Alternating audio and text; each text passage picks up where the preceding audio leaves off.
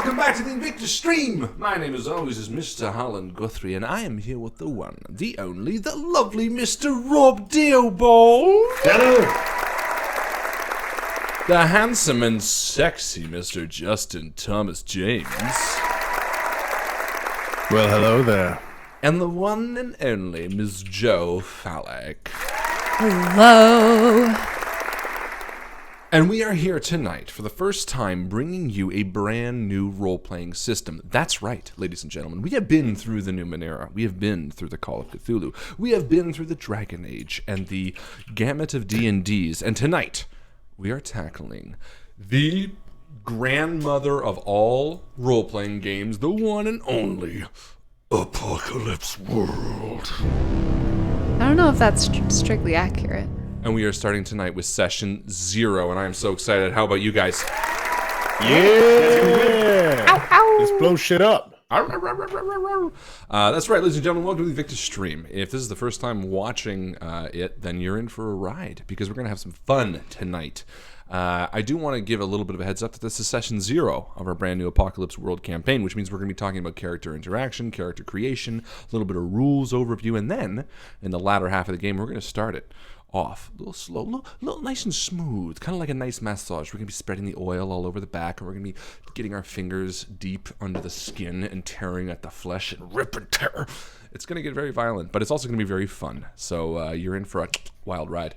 It is going to be, of course, an 18-plus show. In fact, this entire campaign is going to be very 18-plus. If you are not okay with fucking and fighting and all that awesomeness, then that's okay. This might not be the campaign or show for you. You can go ahead. Just leave. The door's open. It's fine. You can leave. But before you do, make sure to like it. Give a big old thumbs up.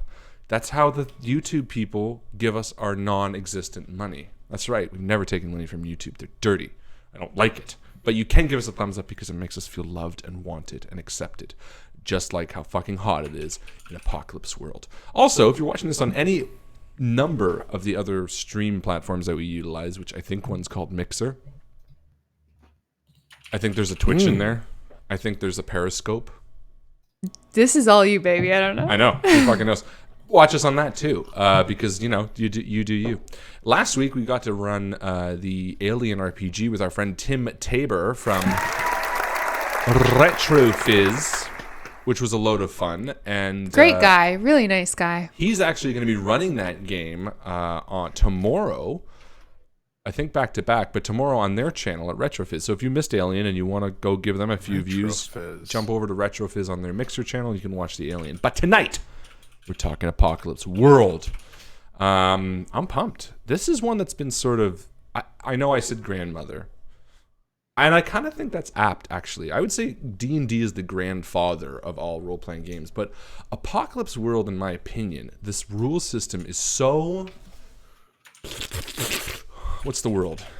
Distilled, sort of, Rob? What would you say? I think it's definitely like, if you want to think of role-playing games as like art movements, it might have started a thing. Like it might have been a new movement of design. Definitely. I think the number of Powered by the Apocalypse games that I have seen, just the sheer amount of them that exist out in the world, earns this the title, in my opinion. And I'm excited that we do the OG version of it, and the lovely sexy Jo has done such a wonderful job at look at this girl. Who, me? At doing a wonderful rules overview for all that. I'm really excited for what we got going in this world.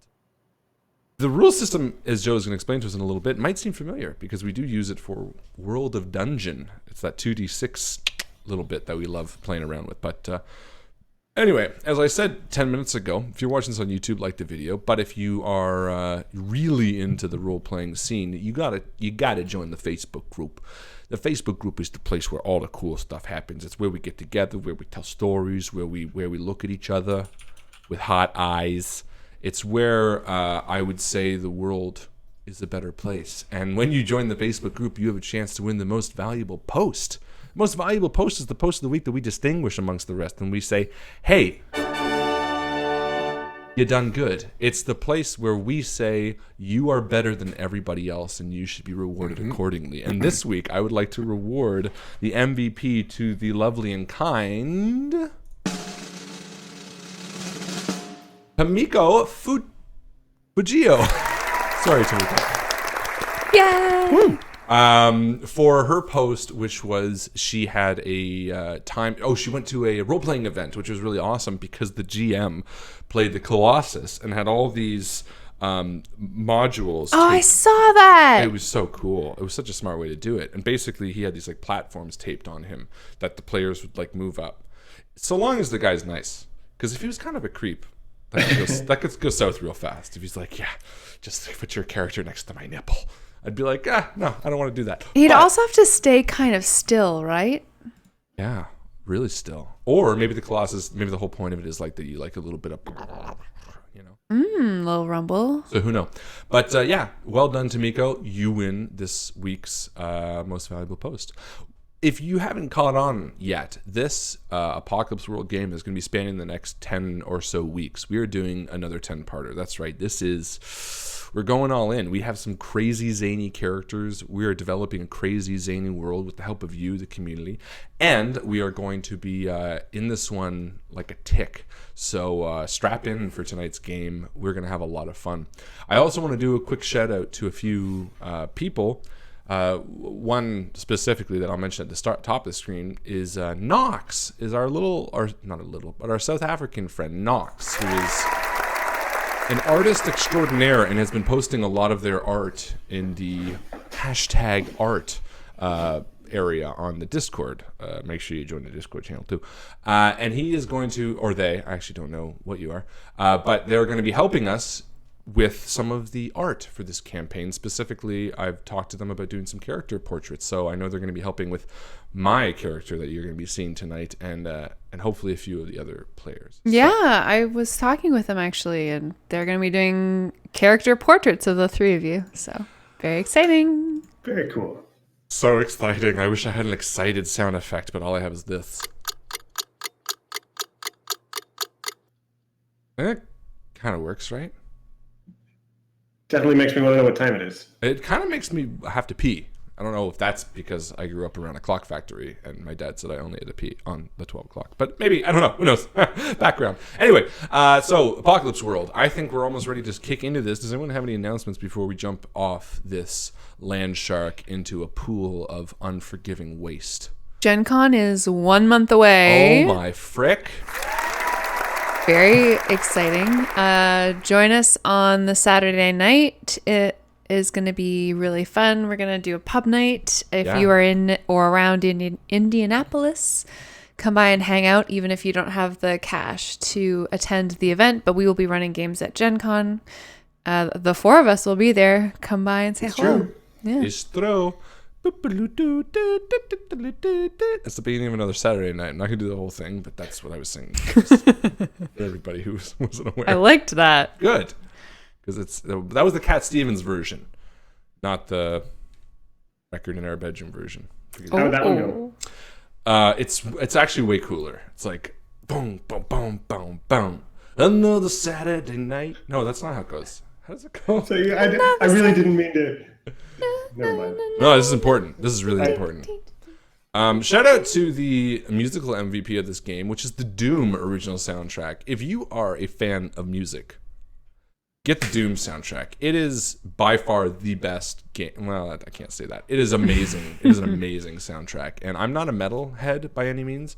I cannot get enough of it, literally. It's my pump-up album for this entire campaign. I used it in the trailer. I've been listening to it all day, every day for the past few days at work. And I loved it when I played Doom, the 2016 version. So if you like metal, please check out Doom, because you're going to hear it in about 5 seconds when we play the trailer and launch into Apocalypse World. What do y'all say? Are we ready to do this shiz? Let's do it. Let's get a little bit more excitement. What do you say? Are we ready to do this shiz? Yeah! Whoa. Camera locked on Justin until he gives me something. Oh, Justin, you're muted, my friend. Because you're not. Have you been muted this entire time? Ta-da! That's Just why. kidding. I was like, Justin's been I so didn't all weirdly of a sudden quiet. become a mute. I can actually speak. And I thought you were was just like- saying, let's do it. Ladies and gentlemen, God damn it. let's get into Apocalypse World. Let's do this. This is an official civil defense film produced in cooperation with the National Education Association. Dum dum, beetle dum dum, beetle dum dum, beetle dum dum. There was a turtle by the name of Bert, and Bert the turtle was very alert. When danger threatened him, he never got hurt. He knew just what to do. He ducked and covered. Now tell me right out loud, what are you supposed to do when you see the flash?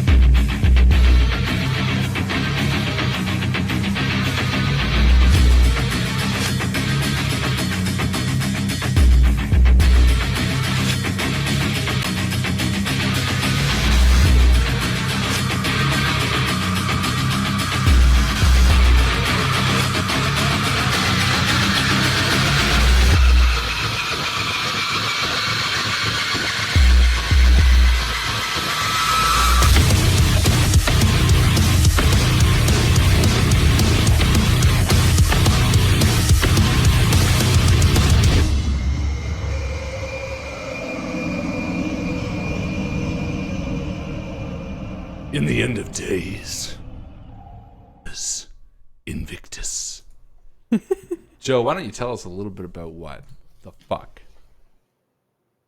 Guys, we are playing Apocalypse World for the first time on stream. I'm so excited to introduce your characters to the world, but first we have to invent them. So we've done a little bit of pre-prep just so that the boys know what's going on and a little bit about who they're going to be playing. I want to go around the table and talk about it. Who wants to start? I can start. Great. So, Harlan, what is the archetype you've chosen for yourself? Sorry. Oh, Actually, you know what? Why don't we go in order of pitching? Because mine actually has stuff based on other characters that already exist. So, Rob, why don't you go first?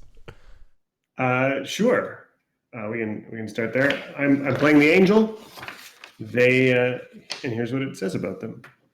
When you're lying in the dust of Apocalypse World, guts is spilled. For whom do you pray? The gods? They're long gone. Your beloved comrades? Fuckers all, or you wouldn't be here to begin with.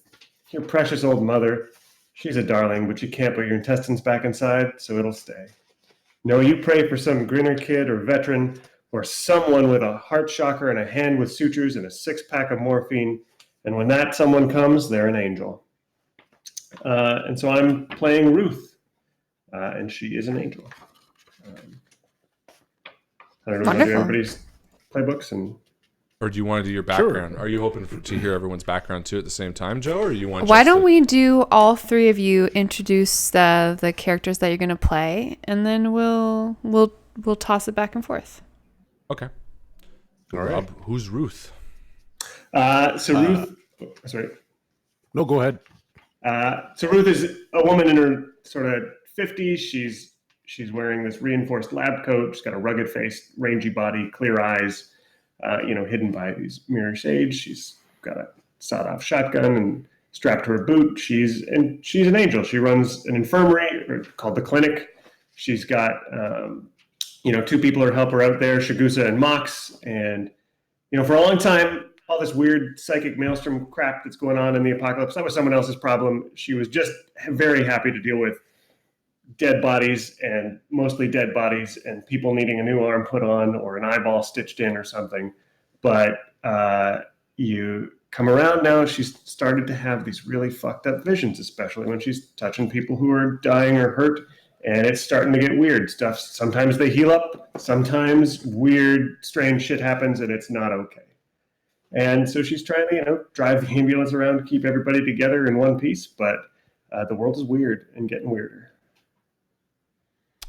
I'm excited. I think Ruth sounds like a fucking badass. He absolutely does. I don't know if anyone's played Rage 2, but there's like a character at the beginning. She's like this old colonel, and she's a fucking badass. And the minute you pitched or you said Ruth or whatever, I pictured her, and she's real fucking cool. Who's the character you said today that she was like? Oh, like Sarah Connor in the new. I said she looked like Sarah Connor in the new Terminator Dark Age or whatever thing with the sort of badass. Yes, look. Sarah fucking Connor, so cool. Yeah, fuck, I love Sarah Connor. What a cool character. They're all fucking dead. Ah! And you especially when Alex plays her. Yeah, I was gonna say that's a bit of an Alex impression as well. And you come with some pre-made NPCs, which are exciting to me. Shigusa and Mox. Yeah. Do you have some ideas about them? Should we talk about that now? Why don't we come back to them once we introduce everybody else? Because maybe there's somebody interesting in somebody else's backstory that could be tied to or something. Great idea. Okay. Harlan, who is Hex? Hex. So I am playing the talkative character. Interesting. Ooh, color me surprised. But you know what? And I was just saying this in chat. I haven't got to play in a campaign as a character in a long fucking time. I have ran several games. I don't think I've played since Feng Shui. I think it was the last campaign, right? No. Chapters. Oh, that's right. Chapters. That's fair. Sorry, chapters. So I guess not as long as I thought. But you know what? It feels like a first time. And Graham was a great character, but he wasn't Harlan's talky self. So I went with the talky character. Here's the Skinner's archetype. Even in the filth of Apocalypse World, there's food that isn't death on a spit, music that isn't shrieking hyenas, thoughts that aren't afraid, bodies that aren't used meat, sex that isn't rutting, dancing that's real. There are moments that are more than stench, smoke, rage, and blood. Oh, yeah. Rock and roll. My whole neighborhood's getting into it. Anything beautiful left in this ugly-ass world, Skinners hold it. Will they share it with you? What do you do with them? So Skinners are the sexy, charismatic entertainers of the world. They're sort of meant to be musicians and artists. And I went with a thespian. Hex the thespian, a Skinner. And I had this idea from pretty much the first time Joe pitched this, of this like guy going from post-apocalyptic world to post-apocalyptic town, I should say. Orating like tales of old, whether they be like Prince lyrics or, like soundtracks or actual poems. And that was sort of the concept I went with. And here's the Hex character that I sort of wrote out. I'm going to read it because I don't feel like riffing. Gather round, mutants and miscreants, gun-luggers and drug lovers, cunts, carnivores, cannibals. I have a story as fucked and as barren as the landscape. Not just one story, but all stories. New, old, true, lies. Even one about a dying sun and a moon that fell to earth. Stories that get you ready to set. Tales that get you hot and wet, and the words that drive your mind wild. So shut the fuck up and stand in awe as I speak these words and flap my jaw. Call me teller. Call me crier, call me fucking Ishmael for all I care. Just call me when you want your name remembered. Or if you want someone else's forgot. See, I get most of my jingle from warlords in one of two ways. Either they hire me to hear their stories and spout their bullshit to the masses, or I end up using option one to get close enough to stick one in their spine. Actor for hire, life of the party for coin. For years, I used my little gift of acting and orating to get close to those in hard-to-reach places, and if the cost is right, my knives come out. Most seem to get that as part of the game. The smarter crews know well enough that when I'm done, I'm walking out one way or another. So if you're a warlord and I'm next to you doing my thing, you're either going to have a really good or a really bad night. Hex, thespian by trade, assassin by right. Beyond that, we can expand afterwards, but that's sort of my character. I love it. Sweet. Yeah, that's very very dramatic, very actor again. Like I definitely get a I want to say Dorian, but that's the character he's based off of. Brandy Jack. Brandy Jack, yeah. Little Brandy Jack, but swears more. It definitely swears more. Definitely more fuck you. Basically, he's this joyous, smiley, excited, loyal, up for a fight, but also sort of aloof to the horrors, hot as fuck. I'm so interested that the word loyal is in there because that's not based on the rest of it. Like that one sticks out as a really flavorful one to see your character turn around. It's funny because as a place to start. I thought about it a lot, but I think the loyalty is important, and I read them against each of them because I totally get the concept where it seems sort of scatterbrained, and I think he's a scatterbrained. I think he's sort of like very, very sort of non-important to of what happens to this type sort of thing, but like really fucking loyal to the people close to him. Not in like a we need to get this guy to a hospital sense, but be like, yeah, all right, I'll come with you type. Always going to tag along. So I don't know. It'd be interesting to see how it plays out. Mm-hmm. Now you have a prosthetic, is that correct? I do. Okay, you have a prosthetic what? Eye. Interesting. Okay, we'll talk about that a little bit more when we delve deep. Justin, who are you playing? All right, so I'm going to be playing the Battle Babe, and the description is as such. Even in a place as dangerous as Apocalypse World, Battle Babes are, well, they're the ones you should walk away from, eyes down, but you can't. They're the ones like the seductive blue crackling light, you know? You mistake looking at them for falling in love, and you get too close, and it's a zillion volts, and your wings burn off like paper. Dangerous. So in terms of my character himself, I'm thinking his name's going to be Locke. I'm picturing, if you've watched The Walking Dead, there's a character named, what's his name? Yeah, the big guy with the dreadlocks, big black guy. You guys probably know who I'm talking about. I haven't seen it. His name isn't Locke, but I can't remember what his name is. Ezekiel? Ooh. It's like some biblical name. But anyways, like I picture like a really like built, younger than him though, with long locks and very well. Put it this way: he views physicality and sex as the kind of last bastion of nature and beauty in the apocalypse. It's really the only thing that he can enjoy, because there's nothing really that tastes good. There's nothing really that smells good or looks good. So might as well indulge in the pleasures of the senses, right? Or the physical touch. So that's pretty much as far as I've gotten. I think that he's got a bit of a pain for pleasure sort of mentality where pain itself can be transmuted into pleasure, like sort of a BDSM sort of mentality. Hellraiser mentality. Hellraiser mentality, yeah, where like when he gets hurt or like, you know, injured in a new way, it's kind of, he kind of gets off on it and it kind of invigorates him even more. And I imagine him saying, "Oh, thank you for that. Do it again. Oh no, your turn." And that's so scary. Sort of dynamic. I like it. Very cool.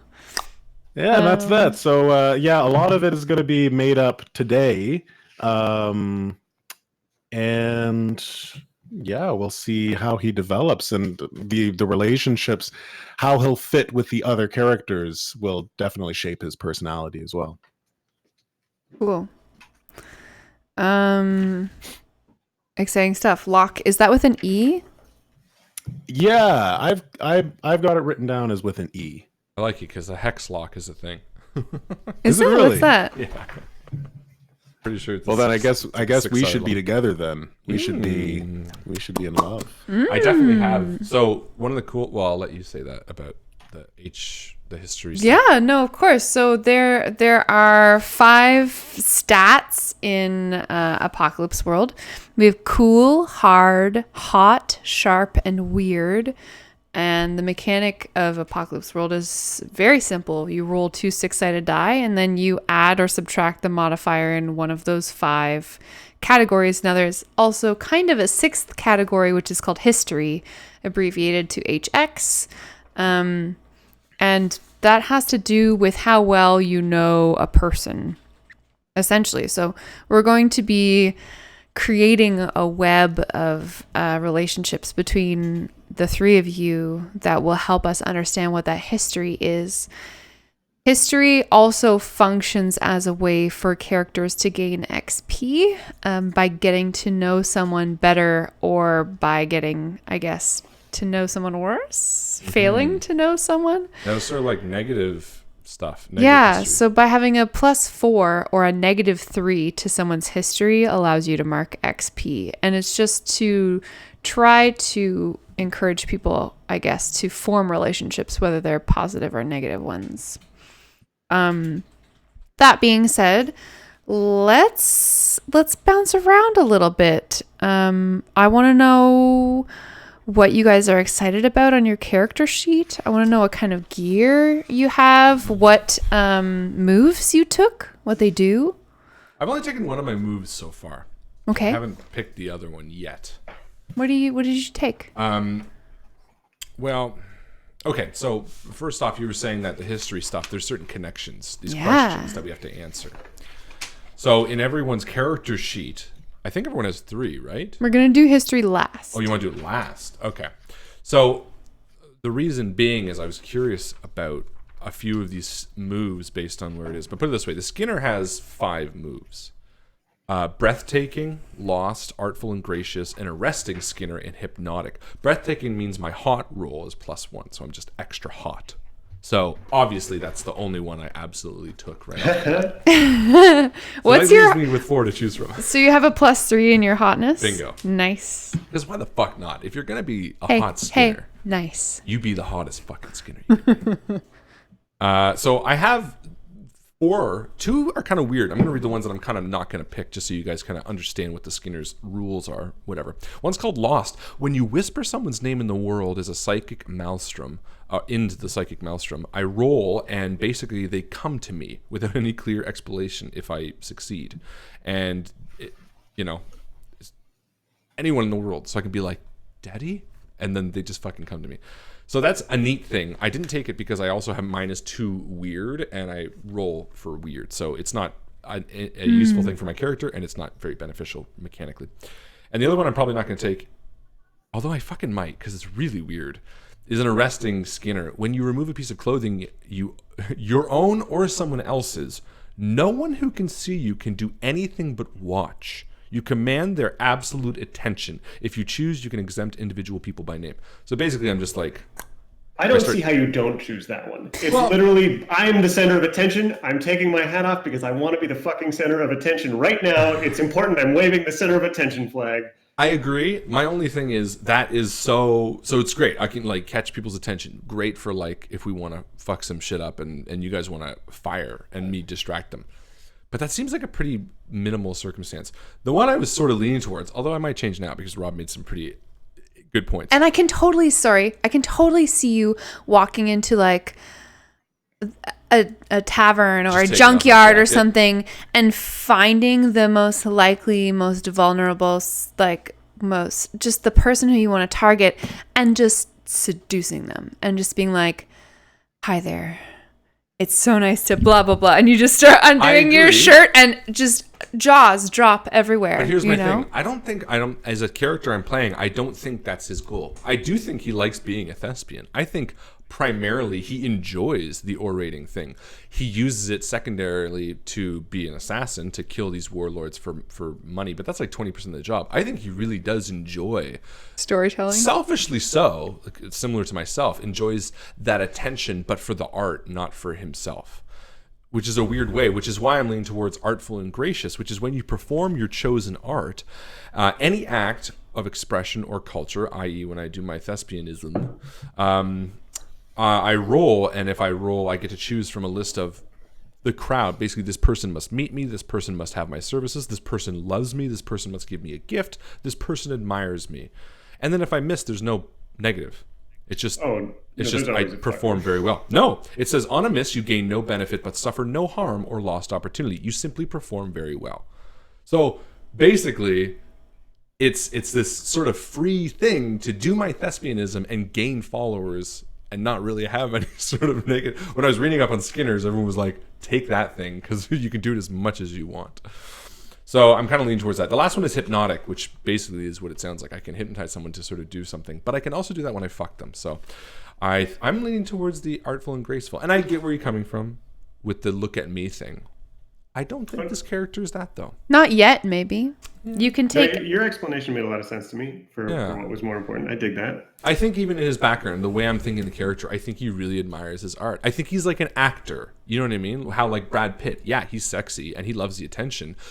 But I think he probably loves the attention because of him being on screen. You know, that's why he's not just in like underwear models or anything like that. He does enjoy the craft. And I think this guy is very much similar to that. He exploits it to an extent when he wants to get laid. But I do think he maybe even covets the materials that he's memorized. Maybe there'll be a sub-story where he enjoys finding new materials to do that. I don't really know yet. It'll be fun to explore that. Speaking of employment, did you mention employment opportunities? Employment opportunities such as the place that you claim to have a standing gig at. Oh, the gem. No, I haven't mentioned it yet. That's a bit more of my backstory. I was going to save that for the history section. Great. So you're going with artful and gracious? I think I'm going to go for artful and gracious. Make After it bad. talking this, what do you guys think? Are those the moves, the Skinner moves? Yes. So everyone has a set of moves that they can just do, which are, there's like standard moves. Where am I looking at here? Yeah. Basic moves, it's called. So you can like do something under fire, read a situation, etc. Everyone gets to do those. Then there are battle moves, which everyone gets to do, like seize something by force. You can do tactical moves, lay down fire, whatever. Those are just common. But then because Harlan is a Skinner, he gets these special tactical moves that special sexiness moves that only he gets to do.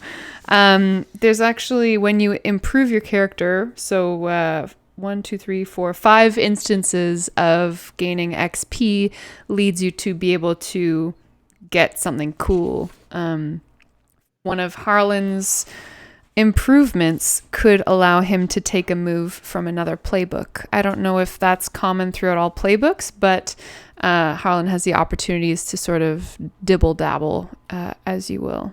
And Rob was recommending some really good moves that I could take and some that I had been simultaneously looking at. From different playbooks? There's some good options. Yeah, in other playbooks, some of the major D ones. Harlan, you were talking weapons with me earlier. Yeah. And some gear. What you got on? So I'm going to be taking the hidden knives for my thing. Because when he kills as an assassin, sort of stabbing someone in the back, which essentially is why he succeeds at this. Combat in this game is very different than D&D, as Joe will go to explain.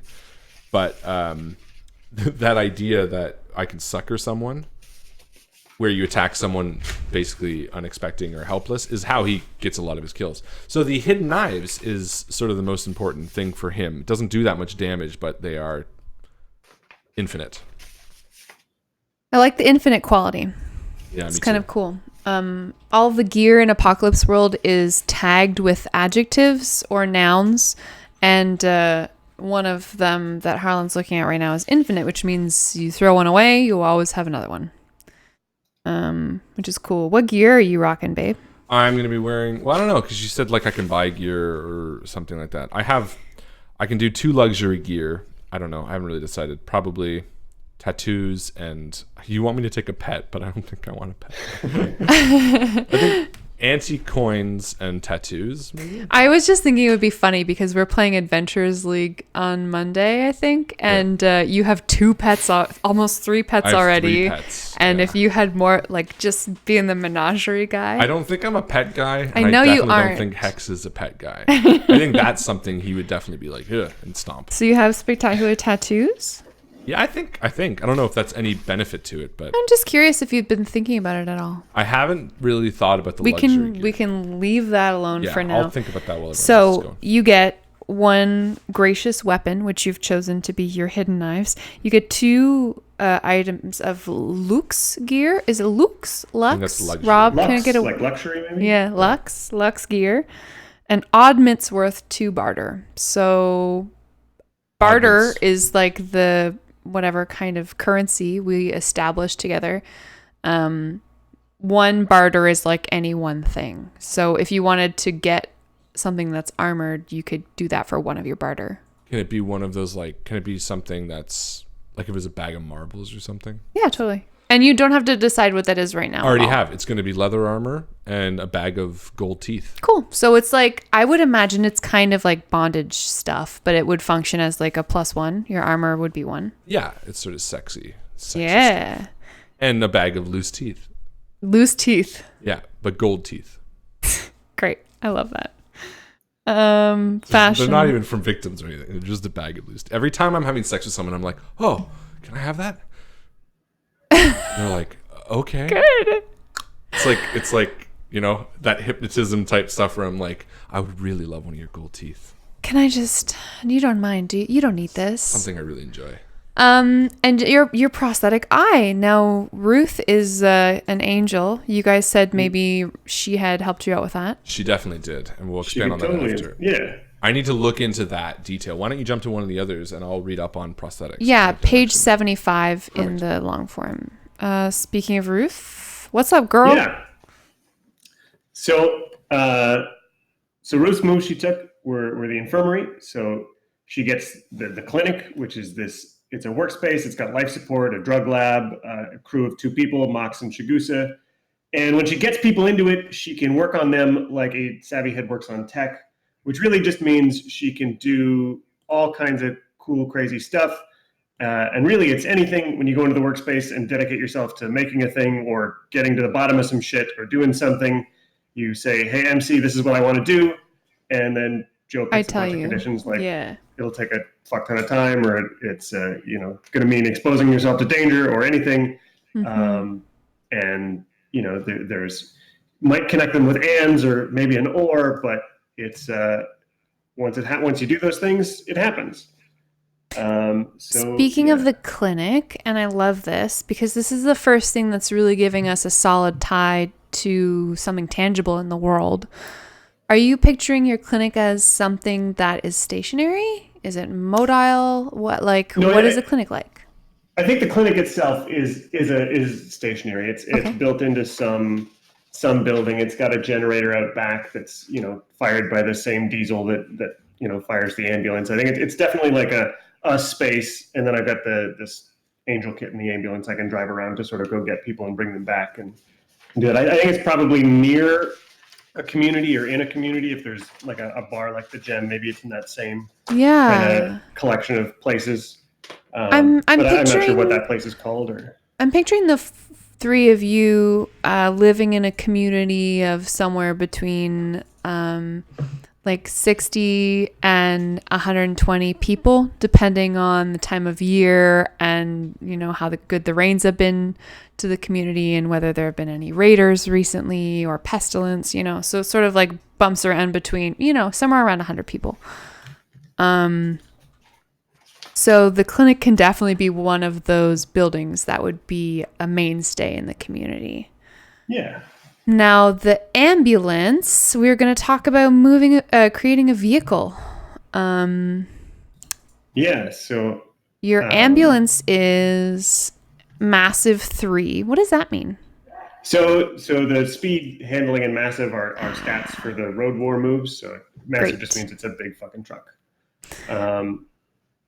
So base case, it's got speed 0, handling 0, no armor, and it's a big fucking ambulance. Cool. And then there's pick some strengths, some looks, and some weaknesses. So Let's I'm do that. thinking strengths like huge. Maybe it's a workhorse. Like it's a big ambulance. It's going to get the job done. I think it looks kind of vintage and flashy. It's not hiding. It's got the lights on it. It's got the sirens. If the ambulance is getting somewhere, you fucking know it's on its way. And I think weaknesses, it's loud. It's got sirens. Those are on sometimes. It's just got a big engine because it's such a workhorse. And I think it's sloppy. Like the steering is not great on this ambulance. Okay. And because of its size, I get to pick 2 battle options, which are like extra speed or handling or things. I'm going to go with extra massive, so it's actually just a really big ambulance, and 1 armor. Just I think there's some steel plates and stuff on the side. Just it's a war zone ambulance. It's ready for a little bit of fire. What's her name? Oh, good question. I don't think Ruth is the kind of person to name stuff. I think she feels like people who name shit like their house or their car or their dog or whatever, like maybe their dog, maybe like, but I think she thinks all those names are just silly. It's the ambulance because that's what it is. Are Shagusa and Mox the kind of people that would name something? I'm gonna name it for like, sure. Does it have that thing? I'm gonna be like, she's Daffodil. Does the ambulance have a nickname that Ruth hates or doesn't use? Oh, I mean, I think it has lots of nicknames that she hates because I think people are really trying to find the one that she loves. Like there's an element of like wanting to get Ruth to love the thing you're doing is important to people. It's nice to have her attention for a little bit because then she might notice that weird mole is growing and do something about it or whatever. Totally. So I think people are always trying to pitch her something because they think, oh, this is a whole bit, and Shagusa and Mox are kind of in on it and kind of not. And but I don't think I think all of that stuff feels too weird to her, and she's very averse to anything weird in her life, especially now that there's weirdness going out of control. Which is my next move actually. So I took weird -1 as the stat, so I'm really bad at this move. But when I put my hand skin to sin on a wounded person and open my brain to the world psychic maelstrom, I got a different move instead of the regular open your brain move. So the regular move lets you learn some stuff, and this one on a hit I heal people.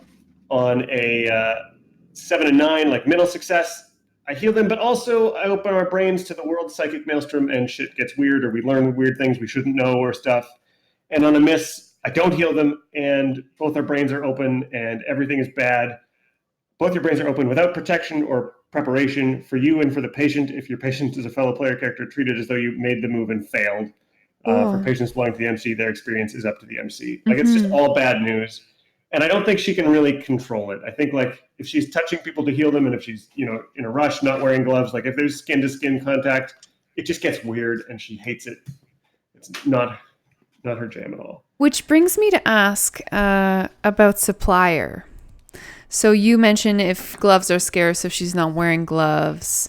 Do you currently have a guy who's getting you stuff, or are you like constantly kind of trying to hustle to find your next set of syringes? Yeah, I don't have a supplier. There's no steady set of anything. I've got a pretty reasonable stock. I've got 6 stock for my angel kit, so I've got a bunch, enough clamps and gloves and narco stabs and stuff for like right now. But it's always a hustle of trying to find people who've got it who I can trade some extra stuff for, or maybe trade some services in exchange for barter to go somewhere else and trade. I think she's definitely even just like gas to keep the ambulance and the clinic running is not always in supply. So there's a lot of that like keeping life going stuff is expensive. There's some pressure there for sure. What you wearing? She's wearing a lab coat. You mentioned fortified? I think it's kind of like a cross between a lab coat, because that's what medical people are supposed to wear, but it's also like that and a duster from like a Wild West kind of movie. Like it's not an authentic one. It's one that's been made sort of this design of what like 50 years on we associate. Oh, something about a lab coat means medical. That's why we're doing this thing. And so she's kind of got it like inspired by lab coat, but also like it's a thick canvas that it's not going to be a little bit stab proof, provide a little bit of protection, a little bit of. I'm kind of picturing it with like the sleeves torn off. So like you get lab coat, but also there's none of like the protection that a lab coat would offer. You know, it's definitely or like it's there's- too short. I think like and it's worn open half the time because it's hot as heck out of here, and there's that element of like, yeah, she's got a lab coat, but she's also like doing surgery with a sawed-off shotgun strapped to her boot, and sometimes she wants to open the lab coat so you can make sure that long, flowing duster-like thing shows off this sawed-off shotgun because she needs you to calm the fuck down so she can fix this guy. Amazing. So you have a sawed off. What else Posted is? a picture of a lab coat. I in love the chat. those. Yeah. Let me know if that's what you're picturing, Rob. That's what I'm picturing. In the chat. Oh goodness. Oh, yeah, a little bit like that. Probably the shorter sleeves, like Joe's suggesting. I think there's a badge on it. It doesn't mean anything. It's just got like a weird, medical danger badge because it looks official, and like there's a lot of stuff that, this isn't like a trained professional skill she's got. It's stuff learned through like reading the few books she has and like trying to piece it together, and it's mostly been working. It's been a lot of like trial and error in ways that are not great for the standards of modern medical science. But it seemed, she can implant a cybernetic eye and get it working. She can sew up somebody's guts and get them back to life. Does she She can smoke? bring people back from the dead. Oh, great According to the question. rules, although she hasn't done that yet. Does she smoke? Does she smoke? Does she smoke? I don't think she smokes. No, Okay. I think that I think she knows that's stupid. She's not 100% like on the collection of why, but there's just like some part of it that's like, no, that's dumb. I can't nail it down, but I know that's bad. Okay, so we've got. Is there anything else that you wanted to highlight, Ruth? I think that's like for stuff on the character sheet. Yeah. That's pretty much it. She can Cool. She can stabilize people dying. If your life's untenable, she can do some stuff to bring you back to life. And that's all we know for now, I think. Ooh, Michael and Brianna just posted modified fencing jacket. You can stab it all day, and I fucking I love saw the that look too. of that. Yeah, I because was it like, looks fuck, that's a good very idea. medical-ish, Yeah. Oh yeah. but it's like protective, Yeah, obviously. that'd be so fucking cool. That is very I'd like cool. that jacket. There's something that reminds me very chef out of that too. It's there's the this tall- weird look of like. Square collar. There's something awesome about almost a chef jacket wearing doctor. Yeah. It's not a chef jacket. Like butcher, Yeah, quote unquote. just covered in like old brown bloodstains. Harlan, have you had a chance to look at the prosthetics? Yes, I'm going with a red eye, tiring kindly that slips. Untiring kindly that slips. So slips is the weakness, Correct. right? Yeah. So- the strength is untiring. So And it's kindly, a I don't know why I wrote kindly. I meant attractive. prosthetic eye that's colored red. A red eye, untiring, attractive, but slips. So I have this idea that the eye, I don't know, this might be too OP. I don't really know. I think Well- this game is meant to be like that. But I have this idea where like even if I'm sleeping, the eye's like zzz. Maybe my brain doesn't register it, but it's still moving. Maybe it's like a decoy for people who are trying to sneak up on me. They're like, oh, dude's eye's open. I don't really care if that doesn't work, but I had the idea that it doesn't stop moving. Like, or it stops moving when I want it to, but like it kind of has a mind of its own.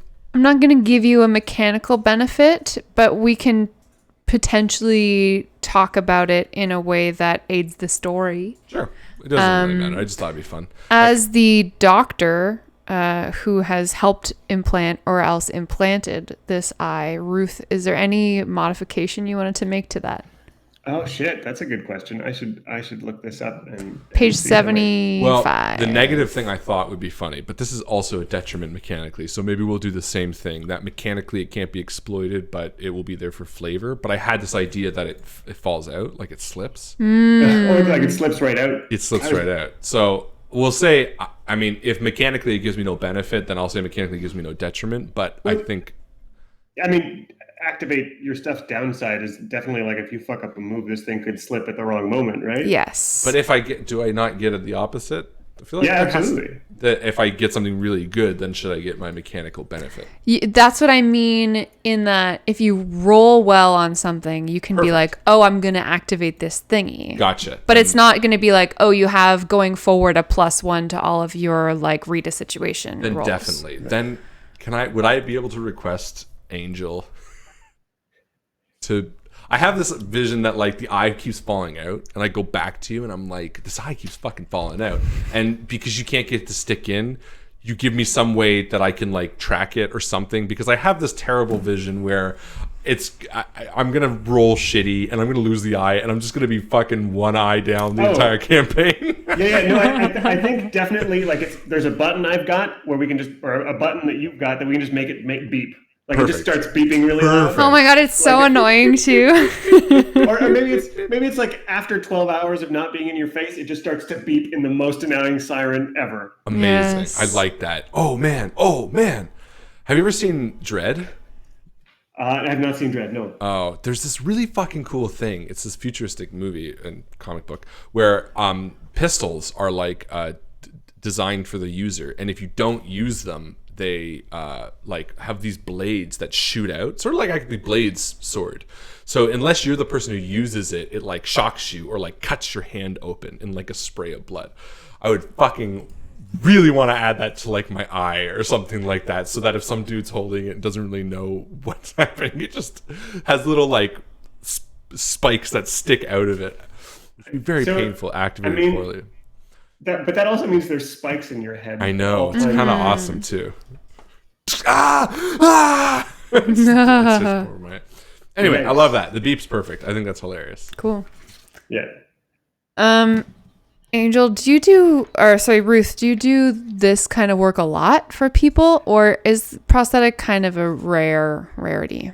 I mean, the sad fact of the world is by the time someone loses a limb or needs a replacement body part and then gets to me, and then we scrape up enough jingle to actually like make this thing happen, usually like it doesn't, usually they're done by that point. It's too late. There's nothing we can do. I think if there's somebody who's got enough money or got enough resources or whatever, happy to do it all the time. I think it's rarity. Sorry, I lost you there, the second half of that sentence. I think less than a handful of times. Totally. So maybe like 1 in 5 or 1 Hex, in a few.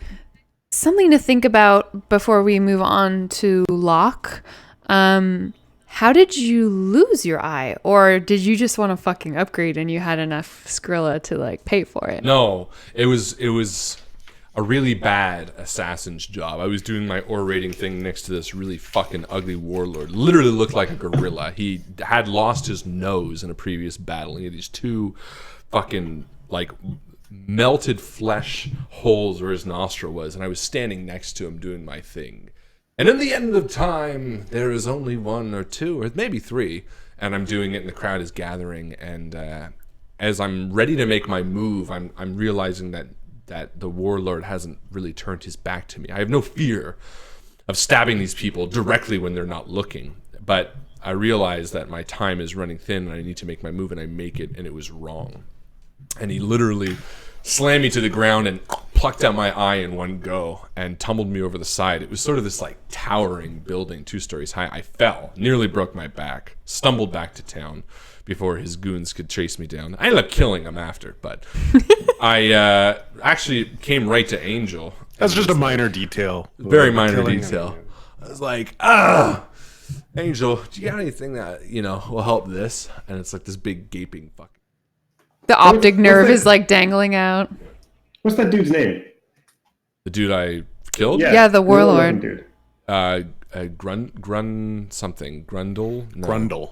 Do you want a name? Oh, no, you got one? Grundle. I think it was Grundle. I did a lot of name work. Yeah, I killed him. He's got a kid, though. I think he's got twins, and they're supposed to be taking up over him. I don't really know.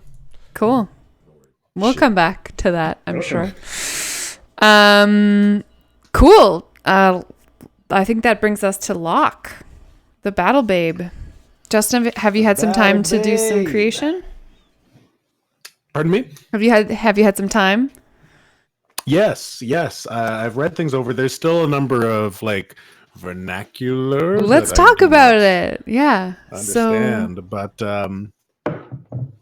yeah. So how I guess far have you just going gone? down the creating a battle beeb. Battle Bieber. Yep. My stats, I decided to go with a cool hot combo. Ooh. Cool +3, hard -1, hot +2, sharp 0, and weird -1. Mm-hmm. So I don't know. I imagine like all of the options are cool +3. So like I'm picturing that comes out as like kind of a Zen-like mentality of almost nihilistic, but still enjoys life. Of just what happens. Might as well live and enjoy life to the fullest. Which doesn't sound like nihilism. Sounds like the opposite. Not a lot of weird in the crew. No, we're super boned. No, weird sounds unattractive to me. Well, weird is really good for like opening your mind, right? Yeah, to the psychic maelstrom, which is something that we'll talk about a little bit more later. Right. I do have one skill that does talk about like my weird, but I just kind of avoided it because I didn't imagine like maybe that would be good. Well, I mean, my only option is to get weird to +1, really. So I can't really. I'm not trying to from a manipulate min-max you in any way. I'm just making an Fair enough. observation. I mean, I could definitely see if I'm like Zen-like and open to the universe, then my weird might be higher.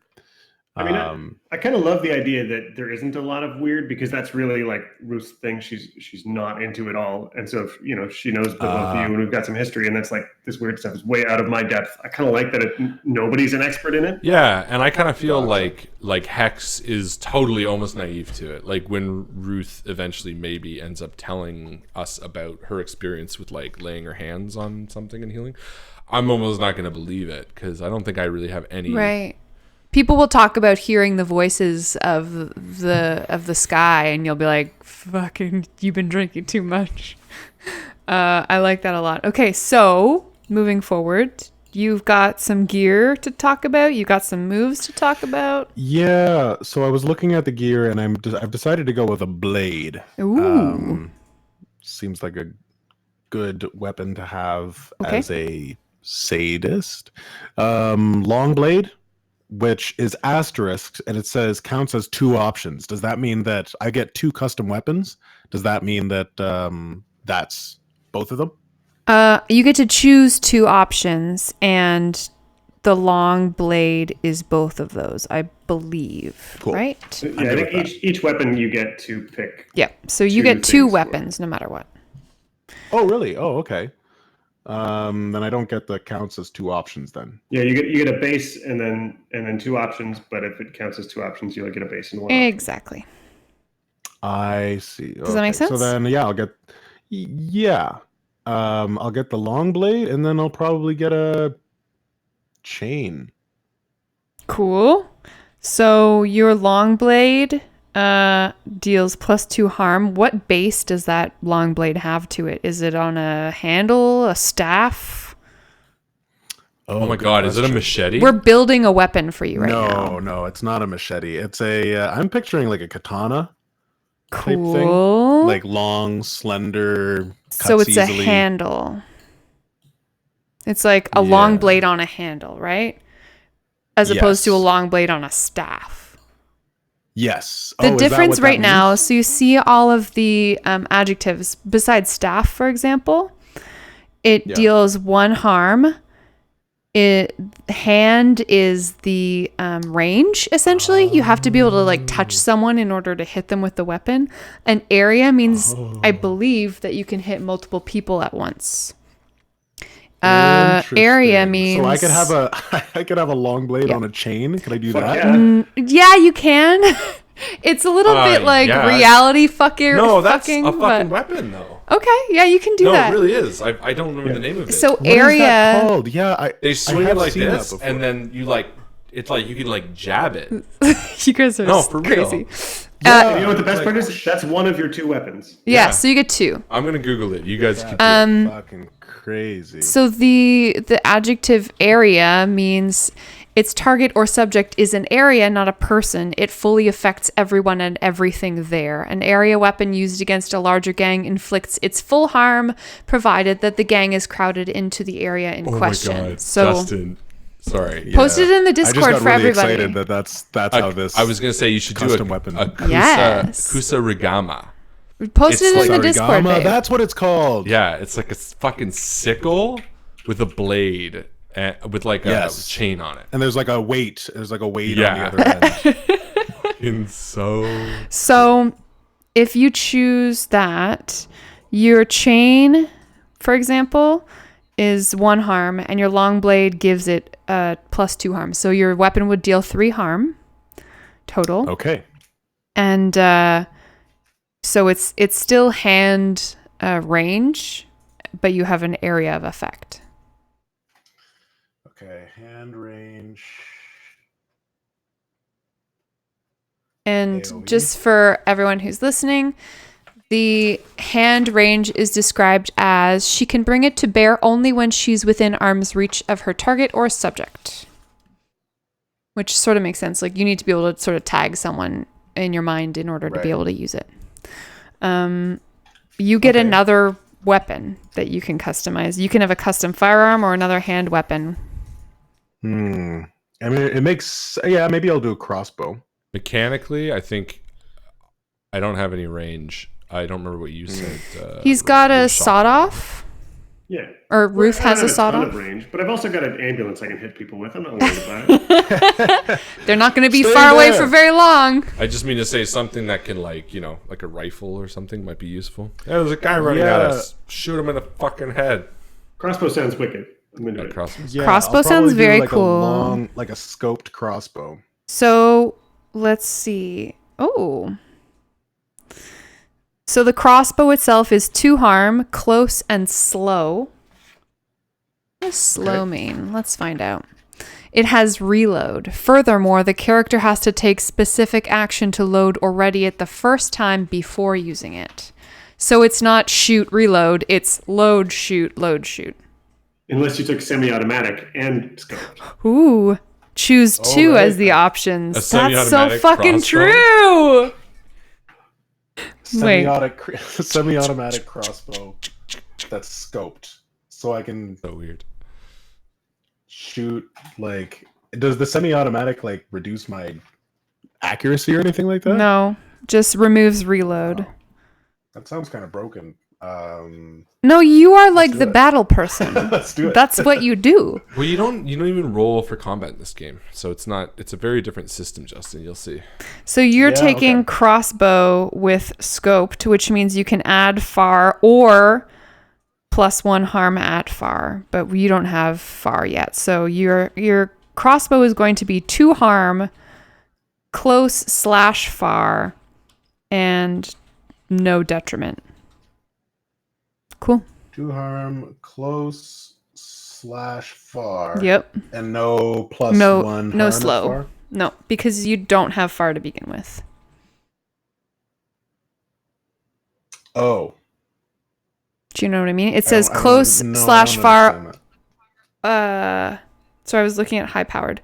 Scoped means plus far or plus 1 harm at far. You don't have far already on the crossbow. If it was a rifle, you would deal more harm with far, if that makes sense. Oh. 'Cause I it's see. a- So I can't have a scope on a crossbow. You absolutely Yeah, you can, but you're not going to okay. deal extra damage with it. Oh, okay. I'm cool with that. Okay. So your crossbow deals 2 damage at 2 different... Oh, am I talking to your Google phone? thought that I was talking to her. Hi, girl. You can do 2 ranges, and there's no detriment for it being slow because you took semi-automatic. Beautiful. And the Kusari Gamma, sorry again. So that was That's long your- blade, so plus 2, To the harm, you're on a And- chain, so it's a 3 harm hand area. 3 harm. Woohoo! This is fun, guys. What else is super cool about that is most other guns are loud, but a semi-automatic crossbow is not loud. So true, and it's not messy either. True. Yeah. So Like, you this can is- do this stealth shit. Yeah. Yeah. This is a really cool weapon creation system, I gotta say. It is I very love cool. the And I want to customize my knives. Well, you should have been a battle babe. I just don't have any. A knife can't be anything. I mean, but if can you I make a toothbrush? if you want a custom this weapon, is a Battle Babe feature? yeah, this is Yeah. Battle Babe feature. Oh. If you want a custom made weapon, you can find a guy in game, but it's going to cost you. I'm just being funny. Well- I was making a joke that like instead of infinite knives, I have infinite sharpened toothbrushes, like a prison Scalpel. like shanks. Scalpel is a real weapon in the game. Ooh, scalpels. Yeah. Fucking, but kind of thematically weird. Oh, it's, Not for the angel. Angel would be totally on point. What would Yeah. scalpels That was a look good like in this? pun. I feel like toothbrushes would be like really far in between. In this world, toothbrushes between. are scalpels and scalpels are toothbrushes. Interesting. Did you scalpel your teeth? Scalpel is Rob, actually carving your has the gums high tech sounds constraint. So brutal. You What's just that, gave Joe? me a terrible. A scalpel has the high tech constraint, I believe. It's high tech, not the kind of simple machine that can be easily manufactured in these crude times. It's worth more than one barter, probably, but that's It's incidental. like the sunshine scalpel where it like spins. It's like you probably have to fucking clean the scalpel instead of just throwing it away because you know what I mean. I just There's no. suck the blood off. Ooh, do you have an autoclave? Probably not. Anyway, so you have some more gear. Yeah. What are oddments? Anything you want, basically. Sorry, Rob. Oh, go okay, ahead. cool. I'll come up with that after. Do you have So, I any mean- like valuable wisdom about oddments or barter? I mean, to be oddment's worth some number of barter. They're not really worth detailing till it comes up in the fiction. I think on the back page under barter, it sort of gives you a sense of like one barter might count for a night at a high luxury or hotel, any weapon, gear, or fashion not valuable or high tech, repair of a piece of high tech gear, a session for hire of a violent individual. Like it's just any amount of crap worth one barter that you could trade for some of that. Gotcha. But specifically what it is doesn't matter till it comes up and you're like, hey, I'm going to give you this gun that I've got lying around that's worth a barter if you do this thing for me. I see. So, and then can I use my like skills to barter more? There's a move Like for that. charisma checks? somewhere, yeah. There is a move for Yeah. that. Okay. So I Cool, think cool. it's, yeah. So I've got a move, or sorry, I've got fashion that's suitable to my look. Yes. Would you like including- armor, I presume? Yeah, I think I like armor. I think I'm gonna go with.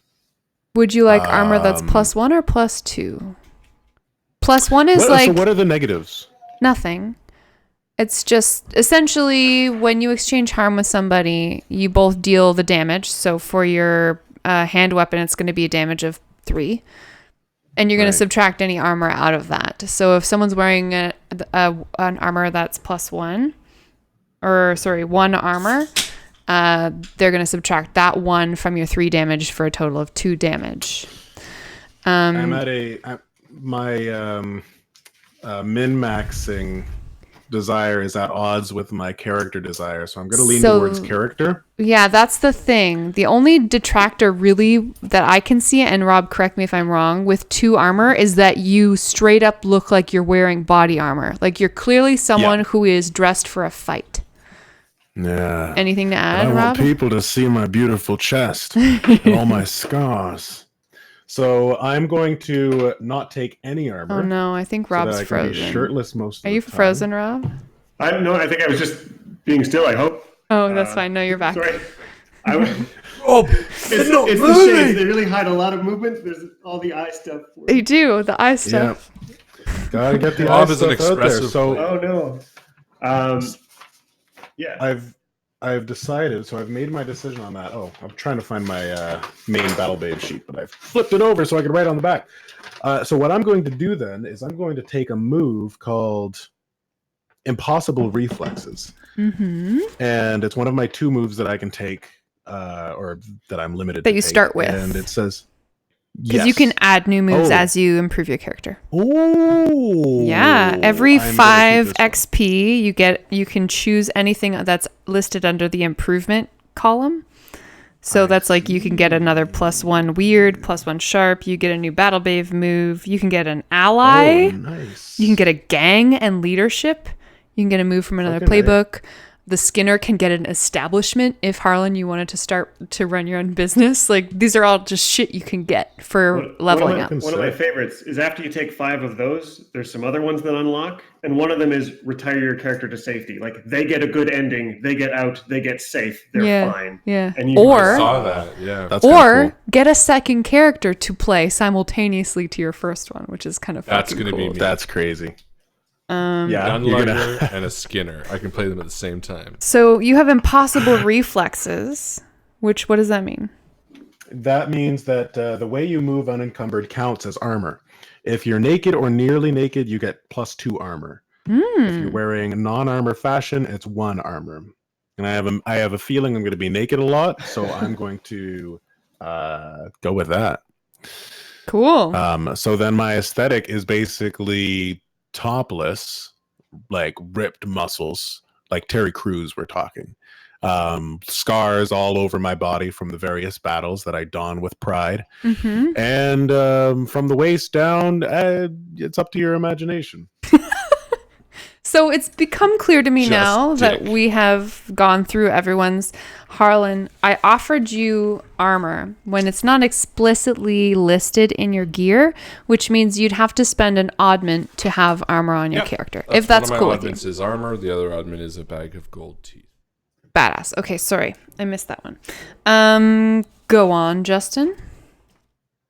Yeah, so then I'm just deciding on my last Battle Babe move. Mm-hmm. Oh, wait. Was there something else that you were... No, bringing not up? specifically. Dopey dope. So then, yeah, my other Battle Babe moves, there are a few of them that I don't know enough of the language to be able to say whether or not that's what I want to take. Do you want me to The explain? ones I'm leaning towards are Perfect Instincts and Dangerous and Sexy. Dangerous and Sexy is when you enter into a charged situation, roll plus hot. Mm-hmm. On a 10 plus, hold 2. I don't know Mhm. what that means. On We'll a talk 7 to about 9, it. hold 1. And here's then what hold is. You can It'll tell you spend. the rest of that move. The next sentence Yeah. tells you. Yeah. Okay, so spend your hold 1 for 1 to make eye contact with an NPC. Oh, I see. Who freezes or flinches and can't take action until you break it off. On a miss, your enemies identify you immediately as their foremost threat. So I if you see. So then- succeed very well, you can do that twice. If you succeed in a medium way, you get to do that once. And if you roll a 6 or lower, people are going to target you because you look like a fool. Right. Gotcha. Well, I mean, with +2 hot, I've automatically got a 33% chance to succeed. So, and then obviously, that's 2. Wait, it's 2 2d6 D6s that we roll? Mm-hmm. Yeah. Okay, so then I've got a 66% chance to succeed. So yeah, you know what? I'm gonna go with that one. Cool. Start. Exciting. And those are my 2. Yes. What now? It's charged situations. So the Yeah. other one that I was thinking of, Perfect Instincts. When you read a charged situation and you're acting on the MC's answers, take Yes. +2 instead of +1. Can Mhm. you? I will tell you all about it. So Spell it there are a set of basic moves. So we've been reading just your Battle Babe moves, but everyone else has a set of moves that they can just do at any time, depending on how you are acting in game, essentially. One of them is called read a charged situation. And that's actually in the like playbook short form PDF that you got your playbook out of. It's like page 30 or something like that. Okay. But it reads thusly: when you read a charged situation, which means like when you roll into a joint and like everyone is looking at each other in a weird way, and maybe someone has a knife pulled and you're like, what the fuck is going on in here? Roll plus sharp. So you roll your 2d6 plus your sharp. On a hit, you can ask the MC questions. Whenever you ask on one of the MC's answers, take +1, which means you can add +1 to your next roll. I see. So I you can see. ask Okay, yeah. on a So- 10 plus, you can ask 3 questions. On a 7 to 9, you can ask 1 question. And the questions are as follows: where's my best escape route? Way in, way past? Which enemy is most vulnerable to me? Which enemy is the biggest threat? What should I be on the lookout for? What's my enemy's true position? And who's in control here? So, I mean, it's kind of different, but would this be similar to initiative, like No, entering a charged situation? No, this it's is reading a situation. You are rolling insight. I see. You are learning stuff. And on a miss, you ask one anyway, and I'm probably going to misdirect you. Cool. Okay, gotcha. Yeah. And so then my character thinks that, and then good role playing would. Likely. I can also from there. make a hard move against you anytime you guys fuck something up, which means I get to do something from my playbook as the MC. Yeah, I mean, you still get that truth, and when you're acting on it, you get +2. So your chances get really good at doing whatever it is you want to do in the realm of what the new thing you just learned. But it's always bad when the MC gets to do whatever they want. Mm-hmm. Yeah. Because the world is bad, and I'm the world. You are the world. You are the children. I am. You are the ones that make Apocalypse World a better place. Or a worse place. True. Yeah. So. Cool. Thank you very much. That is. Are you still excited with Dangerous and Sexy? Oh yeah, very much so. Because I think Dangerous and Sexy, like I think that Perfect Instincts might work better for it might hit more for a sharp character. Whereas Dangerous and Sexy, it works better for like a hot character because it's roll plus hot that I get the benefit. Yeah. As opposed to roll plus sharp. But I'll probably go for Perfect Instincts better. So 2 once I level up. Cool. So.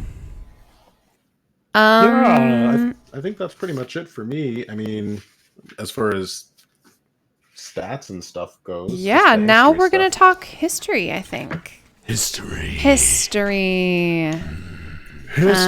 Boring. I don't like history class. I like battle babe class. Well, I know a little bit about Ruth. So for everyone who's watching from the Discord and Facebook and YouTubes and Instagrams, this is the last sort of stage in character creation. We're getting to the good stuff. I mean, this is the good stuff, but you know what I mean. Here's my sort of connection with what Ruth did. Well, so let me wait till I ask my questions, and you can figure out if you want to answer them. That makes more sense. But yeah, who wants to go first? Why don't you start? So I'm trying to decide. I think. So which one of you do I figure is doomed to self-destruction? I'm going to ask 2 questions, and it's which one of you do I figure is doomed to self-destruction, and which one of you put a hand in when it mattered and helped save a life? I thought you had a 3rd question. I do, but I'm deciding not to ask it. Oh, okay. Because I can ask 1, 2, or 3 of these questions, and I only really need to ask 2 to get a link to both of you. Mm-hmm. I probably would be the one that's doomed to self-destruction, would be my thinking, maybe. I don't know, though. You're kind of going with the sadomasochistic I love that that's the answer, because I got an idea for the other one. It's so interesting, Harlan, because in your backstory that you wrote for us, you specifically mentioned helping Ruth save a life, but instead you went for the other one. Well, I wrote that because I didn't ask that question. Yeah, I put it in the chat. Originally, you said one person would be a friend, and I was thinking like being a battle babe, like gun and an ambulance kind of go well together. Thinking like one person gets hit, so to me it would make more sense if that had to be forced that they'd be friendly. A gun. Sorry, the question I didn't ask is which of you had been beside me all along and has seen everything I've seen. But if I'm older than all of you, I don't think anybody's been with me all along. Yeah, that's so. I think that's why I wasn't asking that question. I don't know, Justin. Do you think you'd be more self-destructive than I would be? I think. Well, actually, I think it's easy for my character to definitely do that. So I'm more just wondering if you think that. Yeah, I mean, like definitely with the sadomasochism stuff, but also like my character was probably pretty open with kind of weird philosophy stuff that isn't weird technically. Like I do probably talk about like the energies of the universe and stuff like that, but I don't know if you would associate that with weird, or if you would, which you have issues with, or if you would be fine with like me, quoting Alan Watts and shit. Very, very easily, I can justify both of you being doomed to self-destruction. Yeah, exactly. You're both like the way you comport yourselves in the world is self-destructive. Just in what you literally could be a thespian your whole time, but you'd still decide to kill people and put yourself in dangerous situations where people tear out your eyeballs. What the fuck? Yeah, I think I'd be that. You just walk around with no shirt, throwing a knife around. I don't like. You look dangerous on purpose. What are you doing? People shoot people like you. Like both of you are doomed to self-destruction. So Then it's maybe really, the question for us, Justin, should be which of us would be more likely to help someone in need. I think my thespianism aspect does have a sense of helping. Does your character sort of have a bit of that too? Not really. Then I mean, guess like it'd be my character just goes towards. Well, actually, yeah. You know what? It's probably my character that's doomed, because I literally have something that says. I'll share it afterwards, but I do have something that does really line up with. Okay, then you know what? Then I'll be the one in my backstory as I wrote it that helped you with somebody. I mean, it makes sense too because you and I have the strongest connection with the prosthetic. Yeah, so I love Locke is doomed to self-destruction, which means I'm going to write history -2 beside your name. So I do not have any fucking clue what you're up to or how you work or how you even comport yourself in the world. It makes no sense to me. But Hex, you put your hand in when it mattered to help me save a life. So history +2. I definitely. That's a +2 or +1 for. That's a +2 history. Wow. For... I get to write +2 on mine. Cool. Who did you save? This is a good question. Yeah, I wrote the how, but not the who. Who did we save? I think I think it should be someone who is either important to Locke or important to this town that we're in that needs a name. Great. I'm gonna call. I don't think there's anyone who's really that important to me. Well, why don't is there we do someone this? who thinks they should be important to Locke? Yeah. That Well, could be. I was thinking probably a few of those. My questions are very intimate. I was thinking, why don't we ask my questions because my thinking and then come back to and then we'll circle back around. Because the two questions I'm going to ask you guys is great. Which of you is my friend, and which of you is in love with me?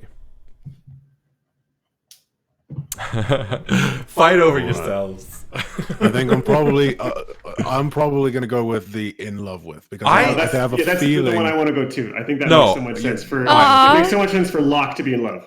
Really? I was going to say Yeah. the opposite. I think if Locke and I were friends, that would be more of a connection between the three of us. Because otherwise, Locke doesn't have any connection to Angel. Doesn't really have any connection to me. No, Locke's This is kind of one of those interlocking things, though, because I'm looking at these questions and I've got an answer in my head for them as well. That I think if you knew them, then maybe it would be more. But likely I think that it's you'd I think believe. it's cliche if you and I are. I think it's more cliche if you and I, or if I'm in love with you. Well, And I would think you- it's less. I think it's more interesting if Locke's in love with you. Do you think Ruth would be in love with someone like Hex? No, I think I can't. Like as described, I can't see it. I think, Yeah. Well, okay. Well, then the other option I was thinking, because my third question is, and I didn't ask it because it just seems too extreme, was which of you is my lover?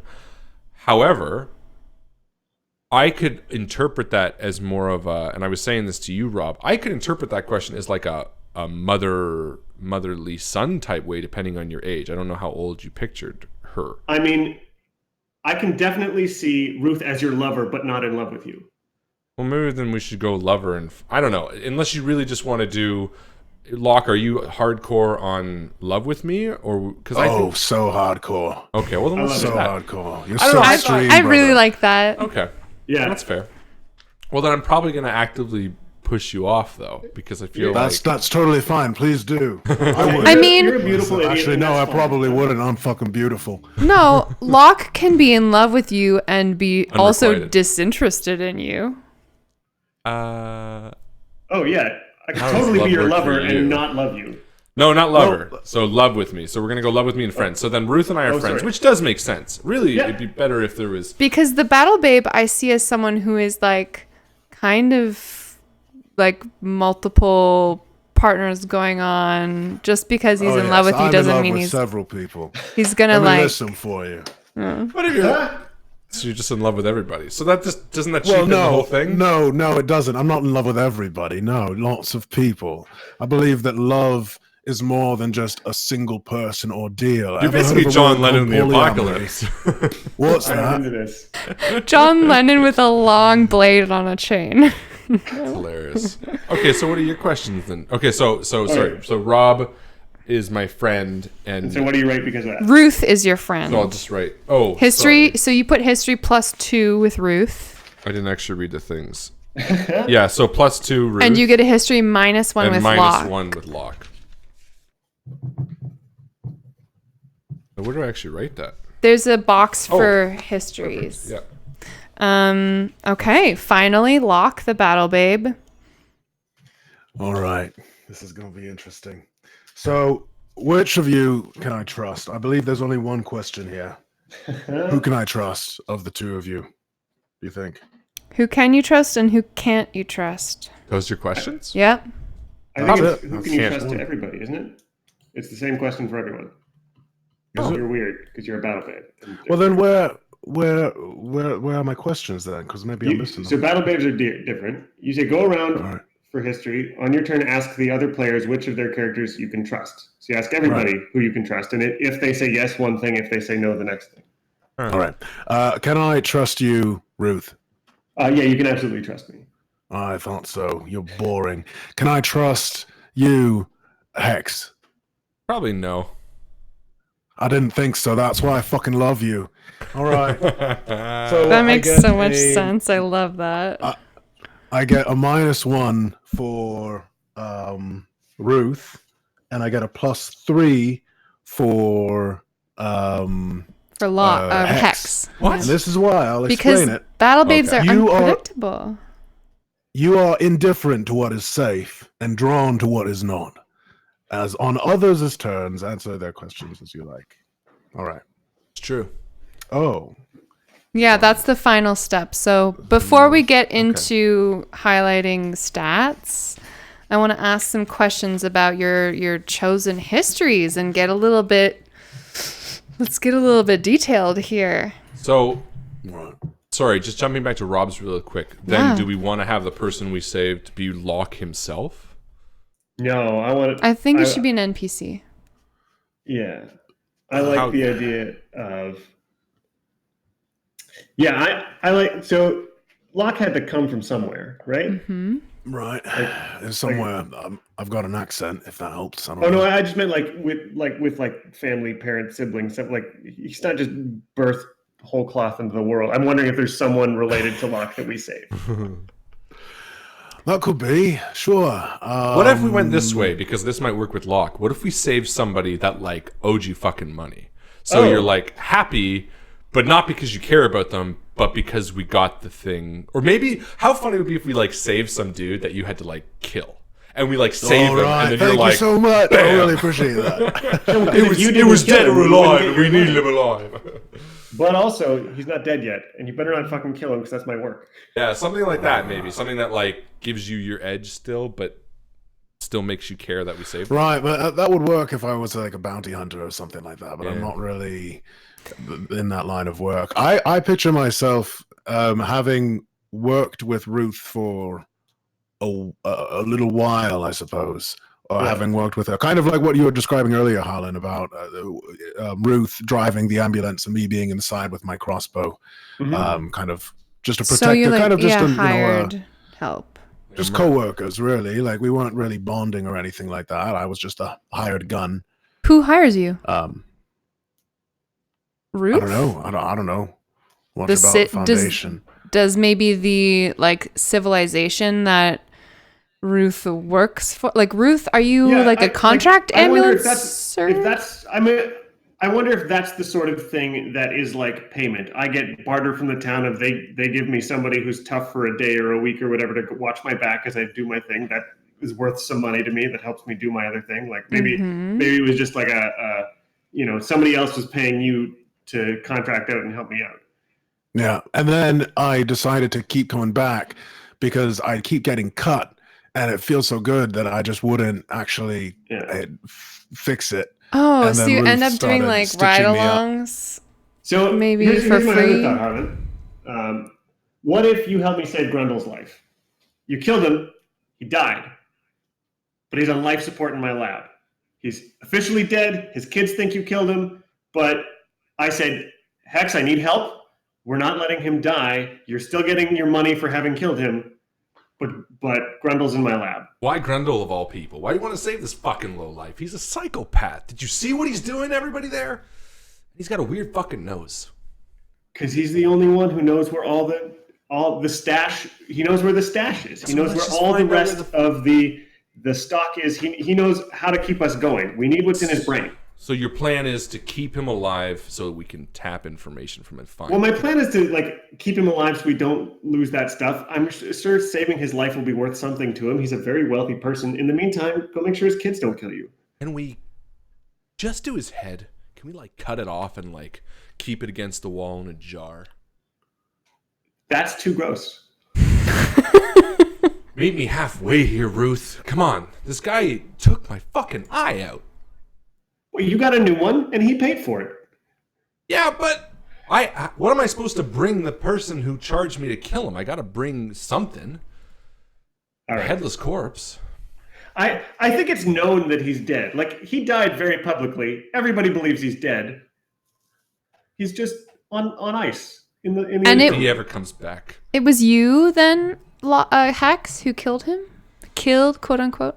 Yeah, I was thinking as that revenge? I got the job done, but I don't know. Maybe it took a bit more work. I mean, we want to be relatively connected, right? Maybe me and the Battle Babe went back, and then I'm thinking you had to loop Locke in on it because you needed backup after the first incident. Yeah. So you're telling me you're going to go after this big boss man. You're going to break into his establishment. You're going to kill him, or what? Knock him out or something like that. Surrounded by people with guns and knives and all these dangerous implements, and this is all your grand idea. Gladly, let's go. I love the idea that it happened. He died, and and we had to go steal his corpse. That was the thing. It was just he's kind of mostly alive. We were able to revive him a little bit. He's still in a coma, but it was he came back. Parts of him off at least. Can I saw off his arm?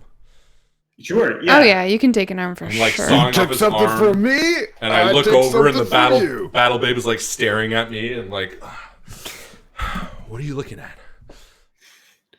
Locke, what's the best thing about killing people? What do you love best about doing your job?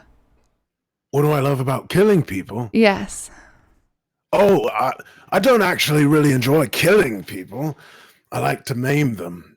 I like to introduce them to new levels of experience, human experience that they've never been guided through before. There have been several people who I've gotten into battles to the death with, and we've both survived, maimed, and tortured, and it ended in a physical encounter. Killing isn't really my sport, but I will if I have to, obviously. I wouldn't be here today if I didn't have to kill a few motherfuckers. So I suppose my favorite thing about hurting people is, just letting people experiencing new things. Yeah. Ruth, what do you need right now? Right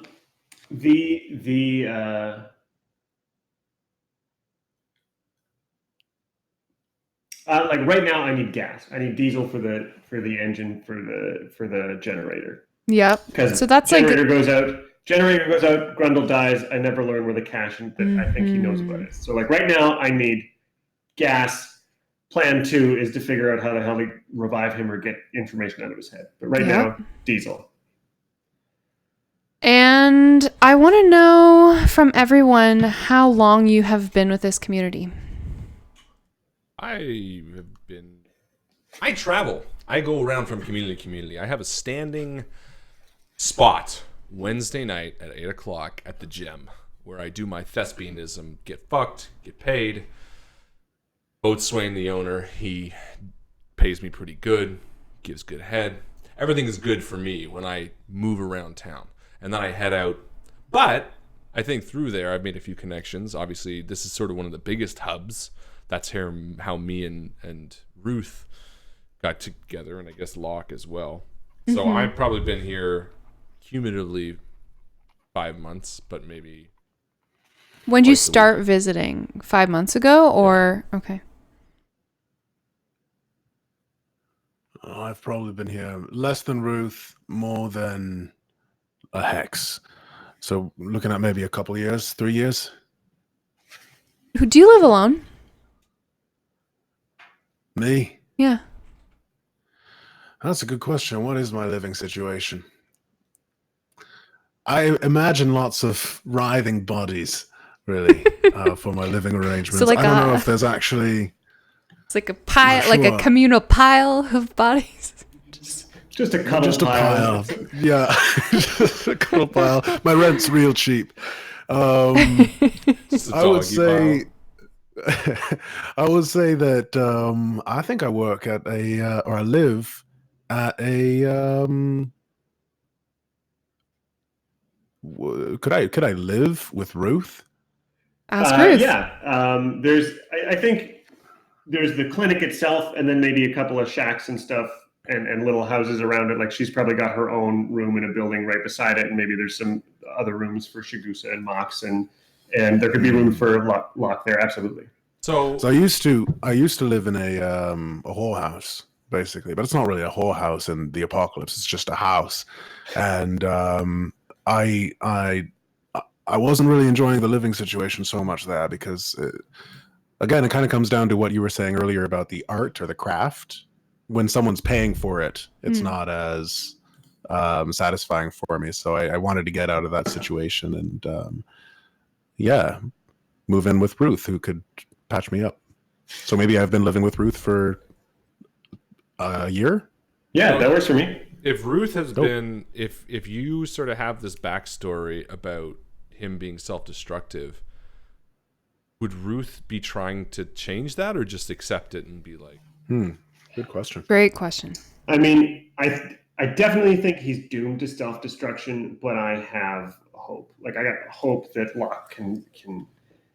I mean, it waffles on the day. There's some days where I'm like, it's a lost cause, but he's at least doing good work here, so he might as well keep me safe before he goes and gets himself killed. I think it's more pessimistic than that. It's like, I like him. I like that he's around. I don't have any fucking clue why he does any of the things he's doing, but he's helping me out at the time, and I need help because I don't have enough. There's more sick people. There's more dead people. I got expensive stuff here. People want it. I need the help protecting it because I would rather hold a scalpel than my sawed off defending what I got. I'm picturing with that dynamic, I'm picturing that instead of me like coming to you saying like, hey, could I live here? There were like several nights, like maybe like 15 nights of a month. Every other night I'd come in like bloody and bruised and smiling and say, hey Ruth, you're able to fix me up a little bit. Got in a little bit of a tussle. And then I was basically living there. Well, I think the other 15 were me going like, oh, fuck, there's some guys who gave me some trouble. Can you just stay here tonight? Because I think they might start some shit. Do you want to, I got a bed for you. Can you just watch out that window? Perfect. And watch out the other one? Like, and the other half of the time you'd come, I'd stitch you up and you'd be here anyways. And eventually it was just like, oh, that's your room. That's where your stuff is. I don't know that we've ever agreed on it. It's just been the arrangement that works. I like that. you and I are friends too, though. Yeah. By our definition. So I'm thinking being a traveling thespian, I get to go to a lot of town. I get to carry and I think I kind of have this idea that maybe I have an eidetic memory to an extent that I can remember what this is why I'm such a good thespian, because whatever I've read or heard, mind you, I guess eidetic is only images, isn't it? I don't know. I don't really know. Eidetic. Whatever. Mnemonic is images, is it not? I don't know, but whatever the case is, I retain whatever I've heard. So this is why maybe we become friends, because after that initial interaction where you helped me with my eye and all that kind of stuff, maybe we have a relationship where I can bring you information from towns about something in the medical field, or maybe supplies or something. I don't know. Like, I think there's definitely all of that stuff is stuff I'm interested in knowing. I mean, you don't believe it, but when I tell you the stories about the shit I've seen when I've touched somebody, I think you'd be someone I'd be more open to telling you that, because you're going to tell me it's bullshit and you don't believe it anyways. And I think Locke's just going to look at me weird. And so like, I've maybe been probing you about like, tell me about other weird shit. Tell me it's not just me. Tell me I'm not losing my mind and I'm going to have to stop my work. Like, I think there's some stuff that's happening that I fundamentally don't understand. And you're the you're the best I've got to help me understand it, and that's not very good. Can I add to that? I think that as the bard type, Hex is also one of the only sources for information that Ruth might have about how the world used to be. And maybe she finds that really intriguing. Like, you love hearing a story about a time that you never, like, been able to experience, but always felt like it was on the periphery of your life, almost. Yeah, there's definitely I think there's two parts to that. There's definitely that like nostalgia for things I've never participated in, where it's like all of that old shit feels nostalgic because I think it's supposed to, and maybe I half remember one lyric my mom used to sing of a song, and like you showed up and knew the whole song, and I'd be like, holy shit, that's, oh my god, like there's this connection to everything that I've lost because I've lived through all of this fucking loss, and here you are like bringing all the old stuff back. I think there's something about that that's really charming, even if you're the kind of fucker who goes and gets close to people and stabs them and then I need to go know what they know. I think to the other side of that coin, though, that because essentially also, and I forget this because it sounds egotistical to an extent, but it's not. It's the character. I'm also like a rock star. I think. I think when I walk into town, you know, the fact that you're my friend is something that, even though Ruth is sort of a hardened badass, she kind of does, you know, care a little bit, and she's kind of like, okay, yeah, like I'm like, that dude's my friend. No, and it's fucking cool to be your friend. There's cachet in that. Yeah, because I'm thinking people pay for that. I'm like imaging this, like me coming to you and being like, here's the information. It'd be like, no, that's not how fucking he would be. He'd be the kind of person who like walks into town, fucking kicks over a bucket, sits down, and people start crowding around him. And if you want the information, you know, you'll get it. But like, I have that connection with you that I care about you. I kind of picture myself like eating a fresh apple for some fucking reason. How cool is it that you have to come to me and we get private time where I get to work on your eye, I get to see you at your most vulnerable. Yeah. Like, I get some like real human connection with you that the rest of the plebeians don't get to see. That's the way it is. That makes more sense in my brain. And I for some reason, I don't know why, but I have this image of this like young girl bringing me the only piece of fresh fruit a town has seen in like 6 years, and I'm just like, thanks, and I like eat it. I'm like eating this fucking faded Granny Smith apple while people are like sort of following and like sniffing my air as I continue walking, and sort of have that sort of presence, and they're all waiting. Are you gonna be there? Are you gonna be there at Wednesday? Yeah, I'm gonna fucking be there Wednesday. You just like give someone the apple core and they like lick it. Yeah, I think yes, and that's maybe the trade. Maybe the connections, like the continuing work on my eye, is like part of me being like, oh, by the way, you know, I went to that town a few over, Rust Bucket, whatever the fuck it's called, and you know, maybe you're not so crazy. I heard a few people talking about this thing. Some guy was touching somebody else. Can you remind me what is our thing that we're mutually friends, or that I think you're my friend, or what's which of you is my friend?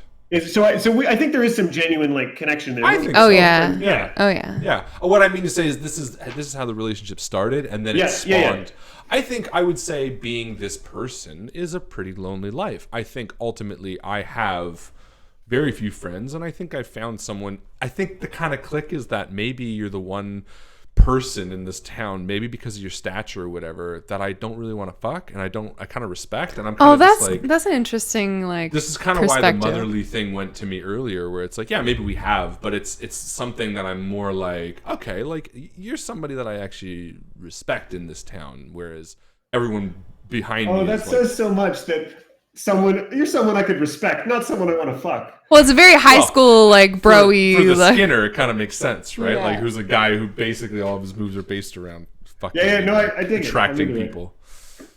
No, I like that. Yeah, I think that's more the way. And then Locke, you're in love with me, so I think that's sort of the same type of thing. While he's like working on my eye, I'm winking on you. Hey, and you just. But it's the kind of love that's given by a man who also loves to inflict pain. Like, there's some twisted nature to that. He wants to like cut me up, maybe. In a loving way. I want you to experience the full realm of pleasure. Have you guys ever gotten in like a fight, like a visceral? No, I don't take my character as someone who fights cleanly. They stab from behind and try to kill, and that's it. And for money or to protect yourself, not for fun. Yeah, I'm not an aggressive person. It's so much easier to get my way through, like, you know, smiling. That's fair. So I think Ruth has been in this community since it was founded. Whoever whoever's like running the Cool. show or more in charge than Shiv. I think it was the first time there was a situation where she felt she could settle down enough to build a clinic and not just have the ambulance. So if if it's 5 or 6 years old, she's been here since it's been around. Okay. I'm going to say, and after this, we're going to go to mid-game post because we're over our halfway mark, believe it or not. I'm going to say that very engaging though. Right? Very Isn't it fun? Coming up with all this. It's Yeah. a cool system, and you guys are awesome. I I'm love excited the about your character characters. building mechanics. It Character building's really, always so fun. it's a very lubricated system where all of these questions and this like building of a character just happens so naturally from all the prompts that it gives you. Yeah. To an extent, I struggled a lot with figuring out. You're doing amazing, baby. I'm going to say that the name of our settlement is called, unless there are any objections, it's going to be called Crashmere. Like Kashmir, but Oh, that's not Kashmir. That's great. What's Kashmir again? Crashmere, the settlement. As I said, That's 25 or 60. 64. Yeah, what am I thinking? Oh no, it's dun dun dun dun dun dun dun Yeah. dun. Yeah. Yeah, that's it. So like 60 to 120 people. The what do we call the like holder, the land holder? Hard holder? Hard holder, thank you. His name's Papa Franklin. Oh, Papa Franklin. And we'll learn a little bit more about this place together after these important messages. That's right, ladies and gentlemen. It's the time where we stop the conversation and jump over to the mid-game post. It's not much we had to do, other than I think we need to give the mid-game post to the people who have contributed the most to the game creation so far. So we've seen a lot of names thrown out for Ruth's ambulance. Oh no! You don't need to name the ambulance. What is the worst one? I have some tattoo suggestions, which I'm already taking. I love this dramatic, sad mask thing. It's sort of like cheesy, but also funny and sort of ironic. So I'm going to take that from Zia. So I think Zia gets 1 mid-game post point for picking my tattoo right off the bat. She's going to get 1 mid-game post win.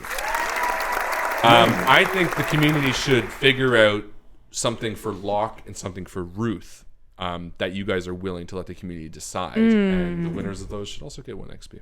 Great. We Oh, can yeah, name the ambulance. I'll hate it just on principle, but do it anyway. it can be something that like we kid. didn't talk about Shigusa and Mox yet. I think it should be something that a fucking like kid spray painted on the side of your ambulance, and no matter how hard we fucking scrub, it does not come. No, off. he didn't spray paint it. He carved it. Carved it, yeah. He like scratched it in the paint. And So you're like you hate the name, but it's like plastered on the side of it. Or it was something on the steel plates that we hung on as armor. Like we attached it and it just had this thing etched into it, and so we didn't have a choice. It was on the fucking like steel already that we stole. Pepsi. It's not Pepsi because the P's on a different piece of metal. Something. Okay, so we're gonna do one that says Wambulance. game post. And Justin is not here. What's another... He's here now. Oh, Justin, what's something that the community... What's the name of that crossbow? Yeah, do you want your crossbow named by the community?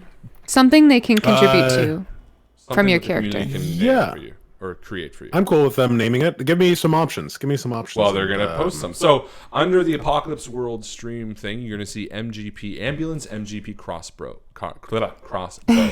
Submit all your options. I gotta like cross bro. I'm good with cross bro. I win! But put your suggestions down there, and the winner will get XP. Crossbow. I'm going to put some in too, because I like creating stuff. Yeah, why not? Yeah, I hope you guys are all having fun so far. Definitely.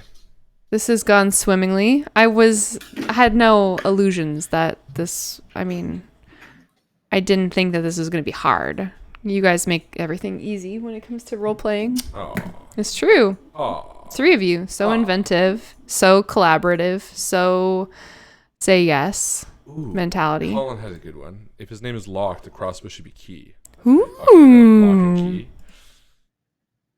Justin, you That is cool. There we go. I like that. What you eating, buddy? Have we got some options? What's I'm for good with dinner? tea. With an E on the end. Picking. You gotta pick. Oh, I gotta K- keep picking? Well, they gotta keep. Oh, okay. Keye. Anyway, you're doing a great job, Joe. Well Thanks. done so far. I mean, the game hasn't started yet, but I'm still having fun. Yeah, we'll see. You- Maybe when the game starts. You're cute.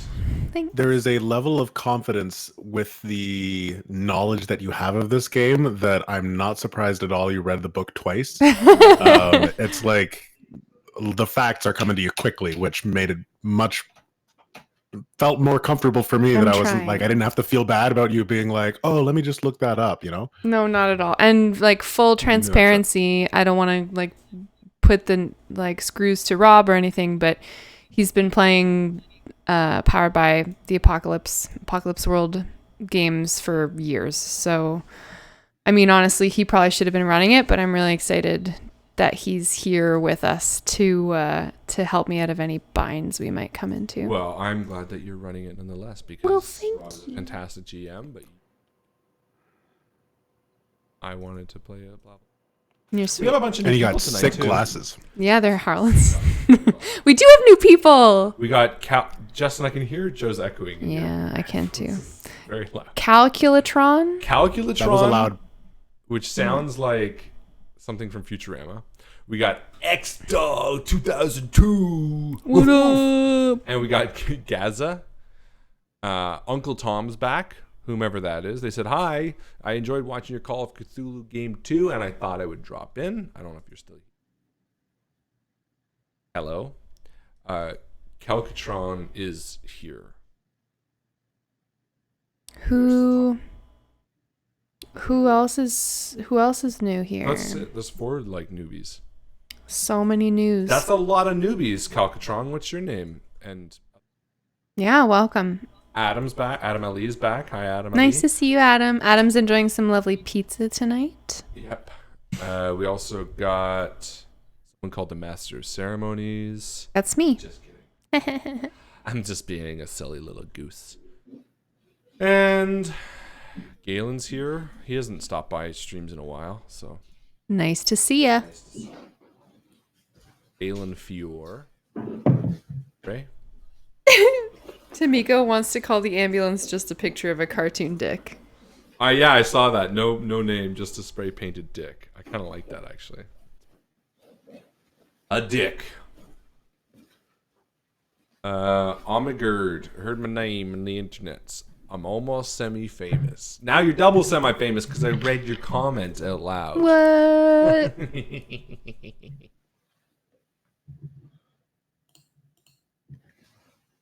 Are you gonna see Spider-Man with me this weekend? You want to go see Spidey? Yeah. Oh shit. Spider-Man. Sorry, everyone. Friday night, maybe Saturday night. Yeah, I have to work in the mornings. But yes. Oh my god, you guys. Oh my god. I might have figured out when Joe when you had that piece of paper up, there was a certain point. This doesn't really matter so much to the stream, but there was a certain point where it was blocking any reflections from going across where you were talking, and it was like your voice came through crystal clear. Ooh, interesting. Wait, which point? Do it again. I was like moving the piece of paper from here to here. There. Right here? Crystal clear? It was really clear Right there. I don't know here? if it was just you like turning your head maybe, or if it was. So I was moving a piece of paper from here Why to don't you try to just turn your here, head first and see if that and does it? I was talking like With the this. thing down. I was That talking might like be it. Just try the this. head first. This. Well, the paper's down. But I mean, talk while you turn your head. I was talking like this, and I moved There. my right. Well, this is just forward. That's just forward. Oh, okay. Maybe it just sounds good normally. Anyways, We've been I thought having. that Your the mic's paper had turned something to do around with or it. something. I don't know. We continue to have audio difficulties. Sorry, everyone. Who knows? We got lots of things though. Okay, so for the crossbow, we got Crossbro, obviously the winner. Stabby Mick. Key, which I think is my favorite. Point Dexter or the Little Prick. Splinter, Mr. Handy, Pleasure Center, Pleasure Point, or Pointy Stick Tosser. I like Well, Key. I do like Key. Or I can Pleasure definitely Point. see Lark naming it something sexual. I kind of like Pleasure Center, but That's the one that drew me too. Really? I probably wouldn't call it Pleasure Center though. I'd probably call it PC. I'm gonna go PC up on this guy's ass. Okay. So I like PC that. the winner? It's like a new, yeah. I Zia feel it. wins Let's give again. it to. Zia. Did she win both? You win both. And then we got Ambulance. Okay, so All right. Rob, we got Health on Wheels, Daffodil, The Bone Mobile, Meat Wagon, Doc in the Box, No Name, just a spray painted dick or smiley face on the side, Siren Song, the Yambulance, Kraken Wagon, the Bambulance, The Last Chance, The Coffin, The Funeral Wagon, Franken Wagon, or Meat Market. God, I personally really love the emoji smiley face. Me a too. lot. I think if- agree. Just a big smiley face on the side. Yeah, I think That's there's really- something that's Very Watchmen about it.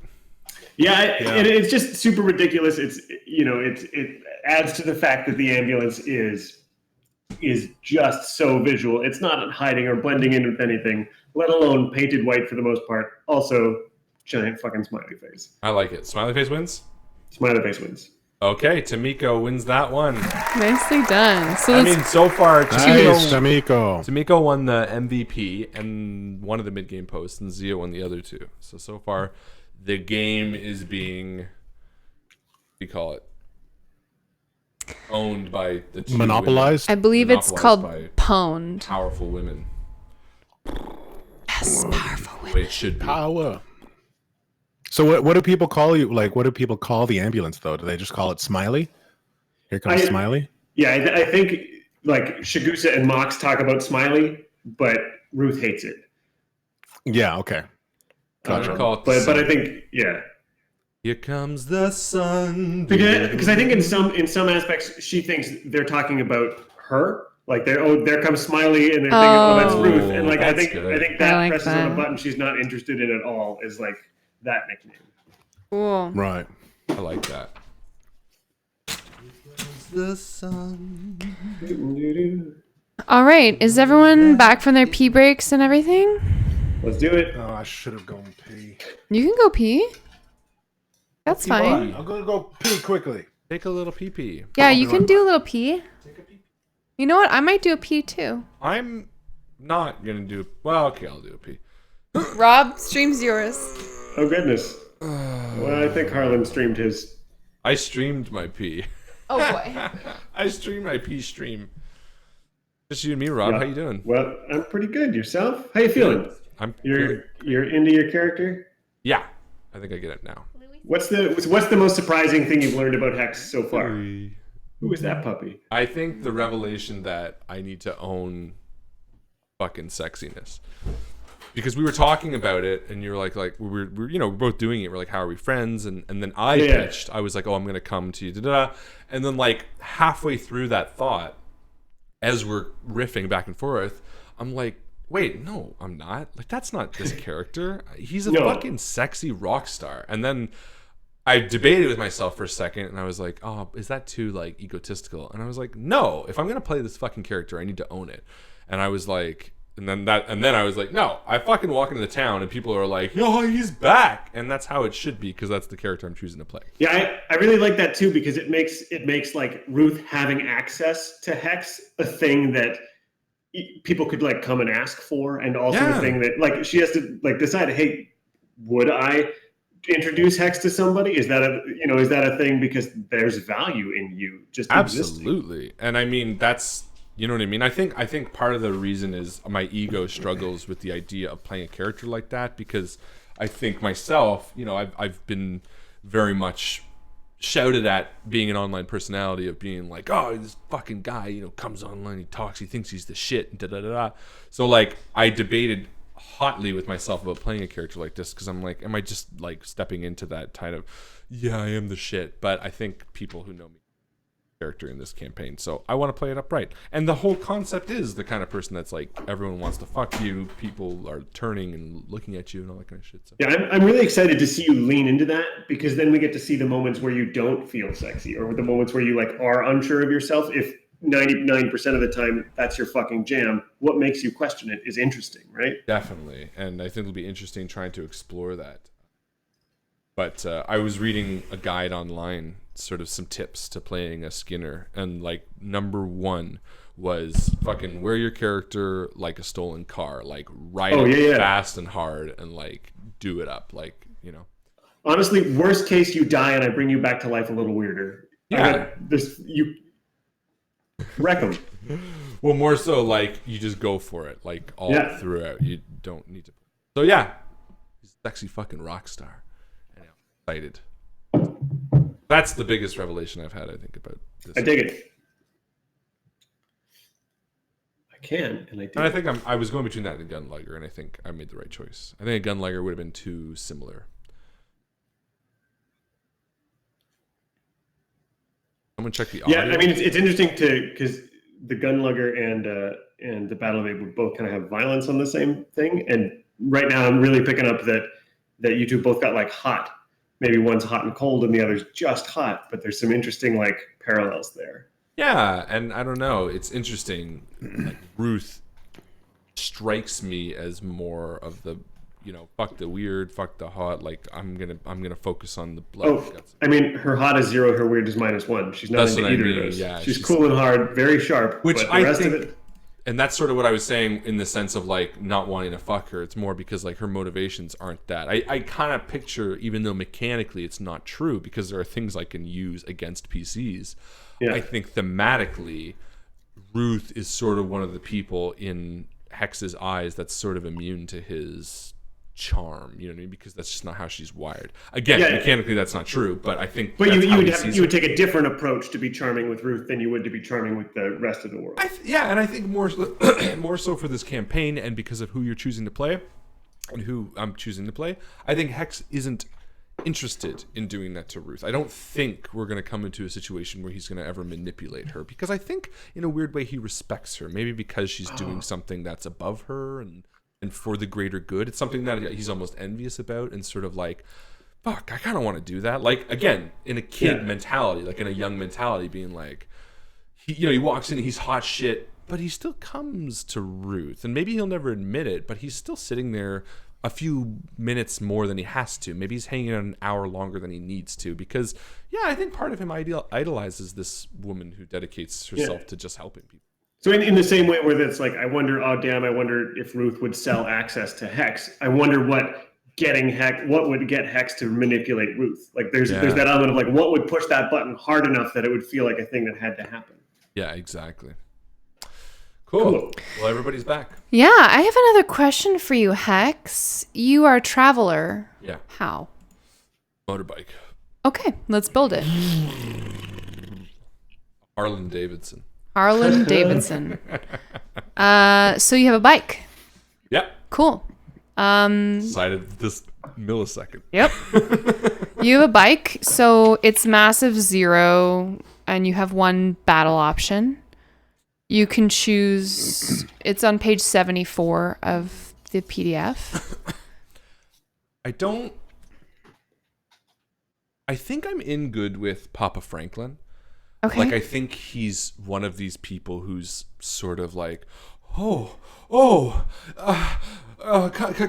here, Hex, like welcome, and like he lets me store my. I'll tell you how he is, but he might let you store his bike. Fuck. Anyway, my thinking is that he would let me store his garage, his car, maybe his daughter or something, whatever. Because I don't really want to be bound to it, and I realize mechanically I need to have a reason to go between two things, but I don't think I'm going to really exploit that. Sure. So I might not even bother rolling it. It's not so much a thing you roll, it's just it's got, like you just decide it's got cool qualities. That's what I mean. We don't have to talk about it now. You can think about it over the course of the week if you want, but I just wanted to start the session with it being a Wednesday. Yeah. I might end up needing to get. Well, I'm curious. So it's, what time do you usually come into town? Like, do you come in during the day and you stay all day and then you perform at night, or do you like roll in when it's time for you set and then you like find Ruth afterwards, or do you have like got into town Tuesday evening by chance. Yeah, I ended up cutting my time short in the previous town because some back about something, nothing important, nothing dangerous. They just wanted something that I had plenty of. Didn't want to give it away. So I biked into town Tuesday evening, and I think when I'm in town, maybe being friends, I would stay with Ruth. I'm not too sure. It's you totally could. Do you want to do that? I think you're my only friend. Rob has just reminded me of something very important, which is the highlighting of stats. Something that I knew I was going to forget and promised myself I wouldn't, and then I did anyway. Everybody does every time. Yay. That's why I reminded you, because I always do. You're What are the awesome. highlighting stats? So, essentially, you choose one of the characters that has the highest history on your sheet, and we're going to go around in a circle and do that. And you're going to highlight a stat of theirs, or sorry, you're going to ask that player to highlight one of your stats. So, for example, Rob, as Ruth, who has the highest you've got history. +2 history with me. Yeah. And so whichever stat you pick, I gain experience when you see me use it. So should I be cool, hard, hot, sharp, or weird? How do you want Ruth to act? I'm going to say probably sharp. Okay. Because you're a medical professional. And I feel like sharp is sort of the read a person. Yeah, I could see using sharp. Yeah, I'm going to say sharp. Cool. And I'm interested in seeing, as the Master of Ceremonies, I get to highlight a stat on each of the players. I'm going to say you can mark XP whenever you act cool.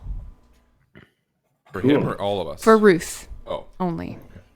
And now let's move to Locke. Locke, who has the highest history with you? Highest history is with Hex. Great. I'm going to say hard. When you act hard. All right. I have -1 to hard. So... Oh, sorry. Then let's say cool. Sure. I can do that. What's your cool at?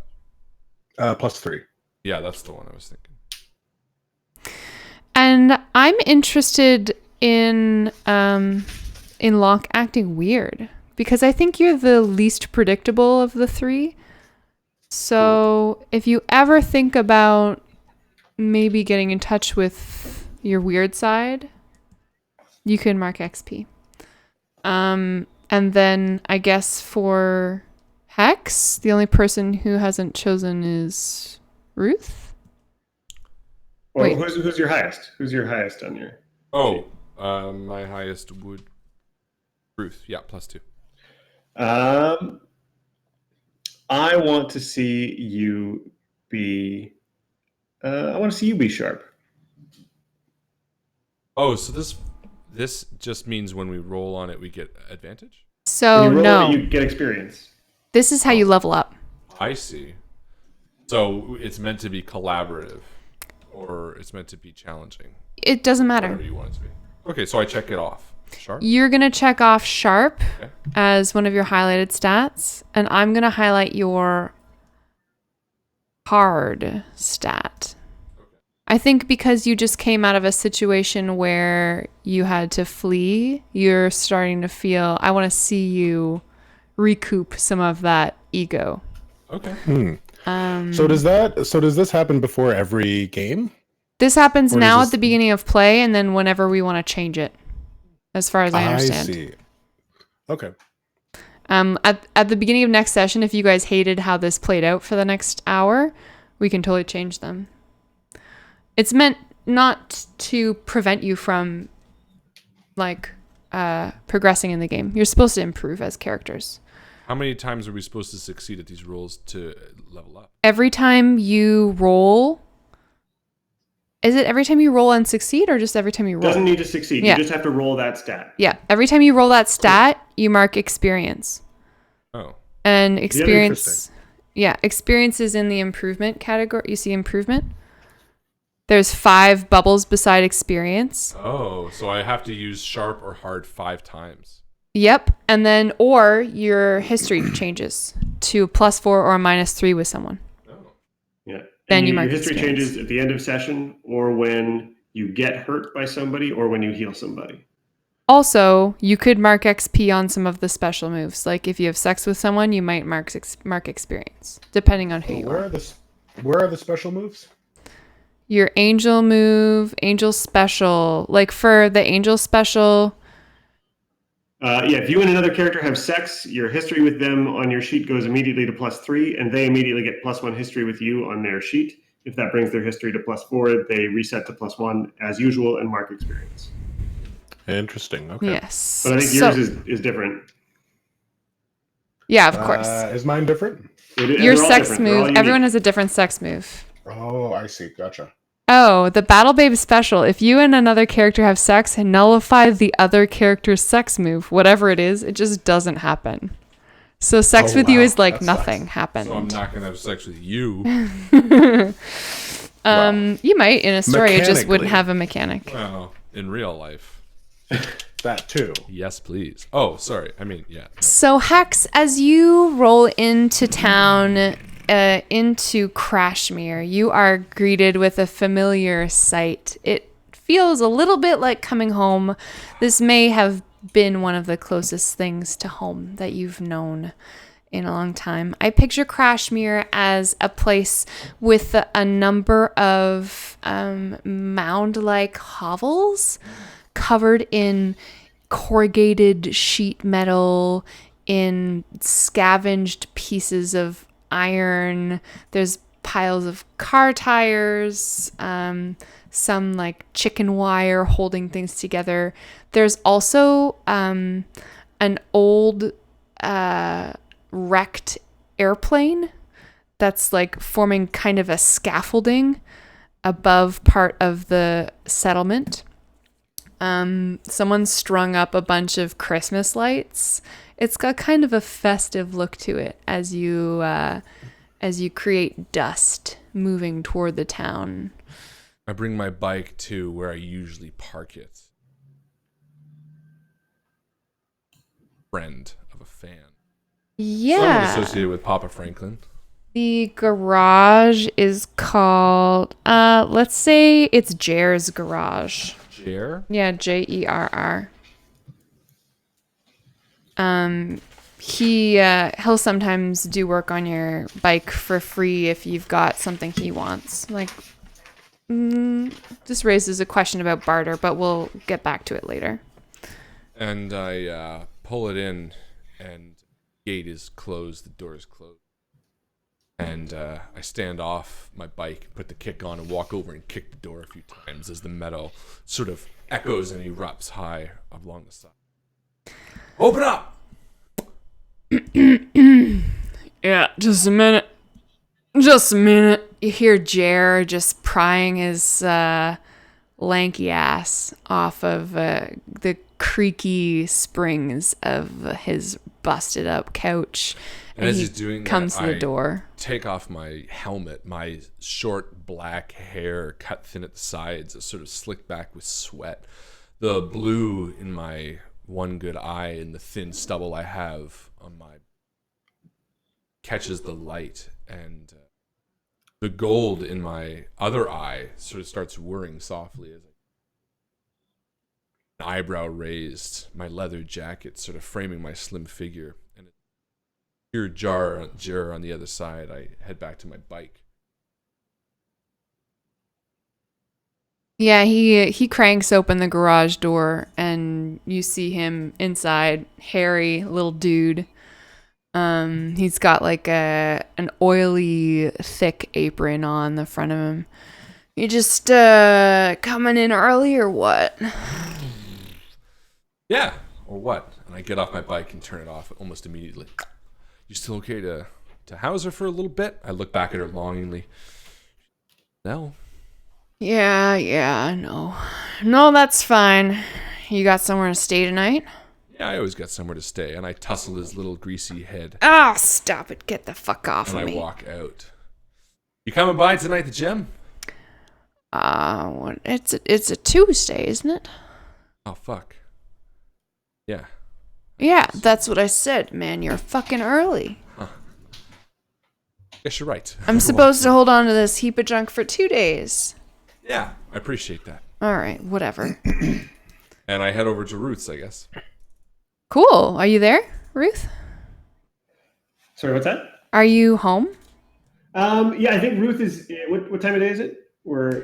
It's coming up on evening.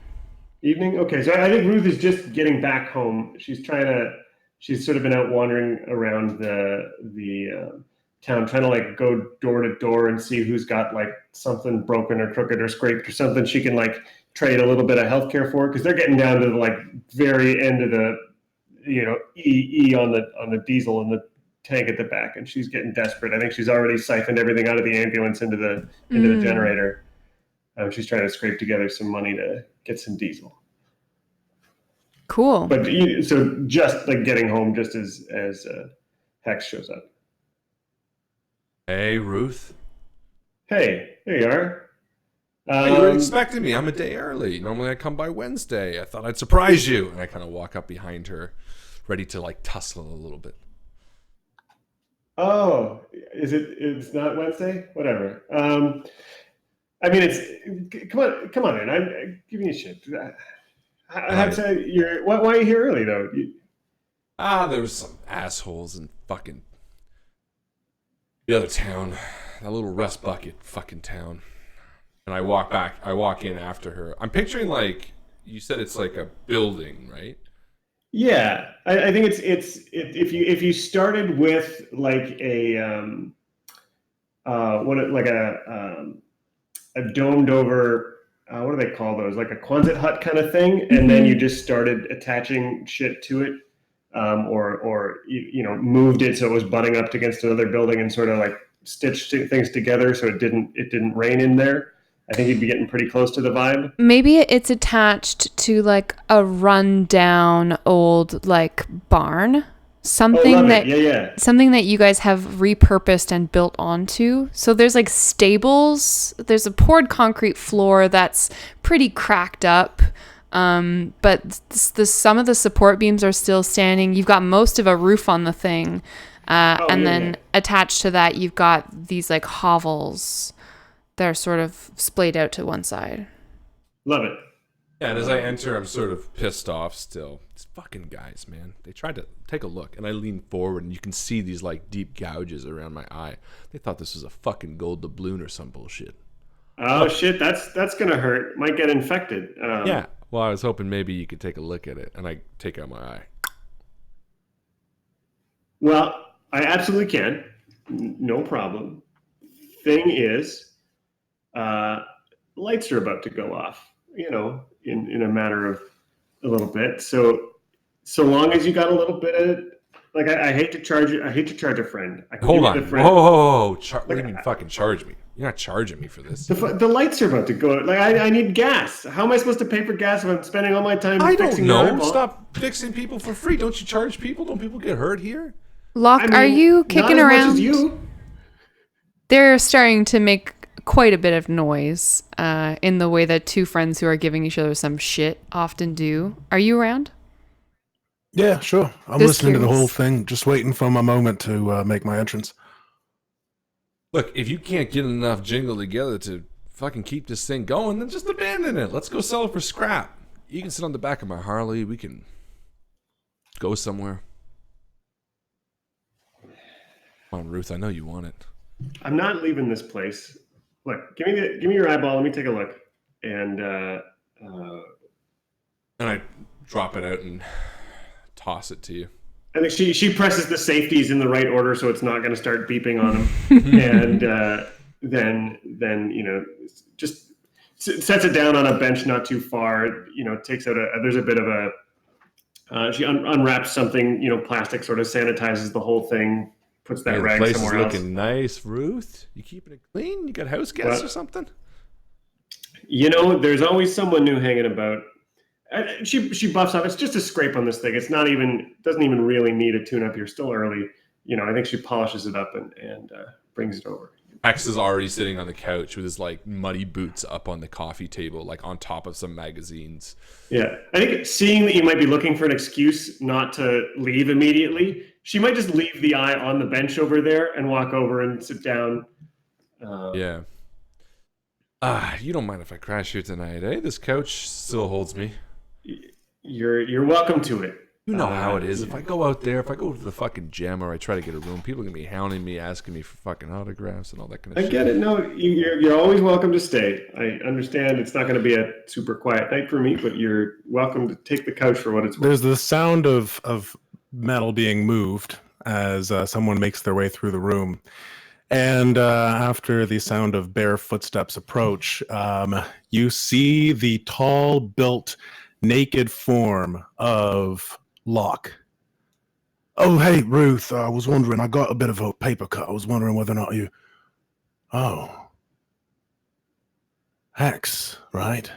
Hey there, sweetheart. I'm sorry, I'm completely immodest right now. Oh, This is extremely embarrassing. I thought maybe Ruth would be able to stitch me back together. But now that you're here, perhaps you can help as well. Why don't you take a seat? You don't have to put no clothes on. And I go to reach for my eye and put it back in. Put some fucking pants on. Ruth, don't be such a prude. It is quite hot.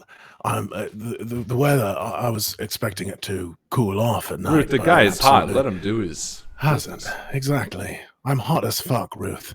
You're not going to make me... All right, fine. I was seeing the look in Ruth's eyes. I turn around and... For fuck's sakes. He's just Go trying put to some get pants rise. Shigusa emerges from the back room. She's a short Asian woman, and she is slight in a way that kind of hides her strength. She's a not to be fucked with kind of person, but as soon as she sees Locke, she like beet red turns around and goes back into the back room. You still have these helpers with you, eh? And what's Locke staying here for, sir? I thought that was like a temporary thing. Times are tough. When there's a bunch of shit in here people would love to take, I need it to fix people. I need people not to take it. Locke's a deterrent. Hex He stands needs up. people. Sorry, keep going. What? He needs people to stitch him up. He needs a place with a roof. It's working out. And Hex stands up, sort of ducking under like a low-hanging fan to like a corrugated pot of ancient coffee. Takes a swish and smells it and pours the last two bits into two half sort of clay mugs as It's almost like talking. it almost smells like carbonated. Yeah, and I hand one cup to Ruth, knowing that she drinks this bullshit and cringe as I take my own sip. Hey, listen, you gotta do what you gotta do, but you should be looking for Jingle so hard if this fucking guy's staying with you. Why isn't he paying rent? He is paying. It's an expensive business, an infirmary. Hey, Locke, do you have any Jingle? Do you realize that the place you're staying is running low on fumes, so much so that this fan's gonna stop spinning any minute? I call out to the back. Oh. What, we low on fuel again, Ruth? We're always low on fuel. Right. Oh, well- you could probably put this in the gas tank. And I come back wearing just some A loincloth. stained stained sock. sweatpants. And just Literally like just wiping a a chain towel. wrapped around you. Just the chain, yeah. Just like dabbing towel off of my glistening pecs. Well, you need some money, Ruth? I mean, I do have money. I've got, well, not necessarily Jingle, but I've got things that I could trade, if you know what I mean, to ascertain Jingle, if you need it, Ruth. Look, Ruth, if you need it that bad, I mean, we could always pull an old one too. You know, I'm playing tomorrow night. People in the crowd are gonna have their attention drawn to me. I could flex a little bit, let you sneak in the back. I don't know how dirty you want Mox to get, but there's plenty of wallets to be rifled through. So, yeah, I mean, it's not just a question of having things to trade. It's finding somebody who's got fuel they're willing to let go of.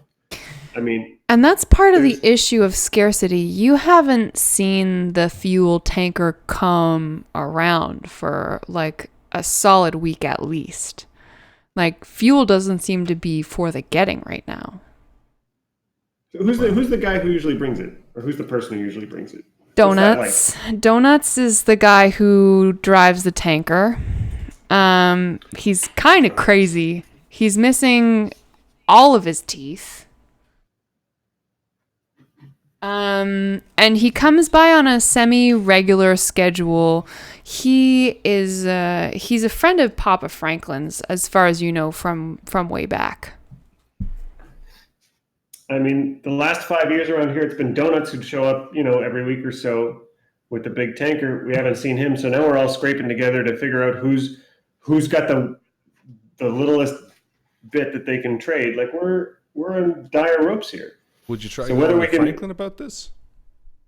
Franklin's dealing with his own shit. His place is about to turn off too, and if the gem has lights for you tomorrow, I'd be surprised. Look, there's other options. We can go back to the rust bucket. I literally just came from there. People were running with lights on. Maybe they got gas, or maybe something's up with donuts. Maybe we should go talk to Papa and see maybe the shipment got delayed or some bullshit.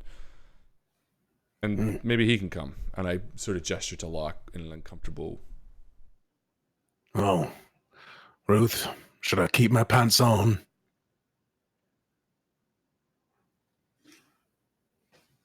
I think she just starts walking to the door. I think there's a little bit of like a heads up. That's the 5th time you've asked me that today. That's not literally the 5th time, but she throws her hands up as if it was the 5th time, and it's like, for fuck's sakes. It probably was the 5th time. I don't know. It's just as much for show for Hex. And Hex sort of like slowly eye fucks Locke and like looks up and down and says, "Not hiding that much." It turns around, sort of bitchy, but like smiles at Ruth with a wink and follows her wherever she was heading. Ruth, and with a smirk, I follow. Shigusa is waiting for you outside. She's got her hands, like her fingers steepled in a way that you recognize as she's a little bit anxious. Did you want to read a situation? I definitely want to read a situation. I was going to reach for dice, but I guess that's what INVICTUS is for. Indeed. That's what INVICTUS is for. All right. So I'm going to roll these 2d6 and get a 7, and I'm going to add my sharp because I'm reading a situation to get a 9. I'm going to mark an XP because it's sharp. Yes, sir. And I'm going to ask a question about this weird situation. And what should I be on the lookout for?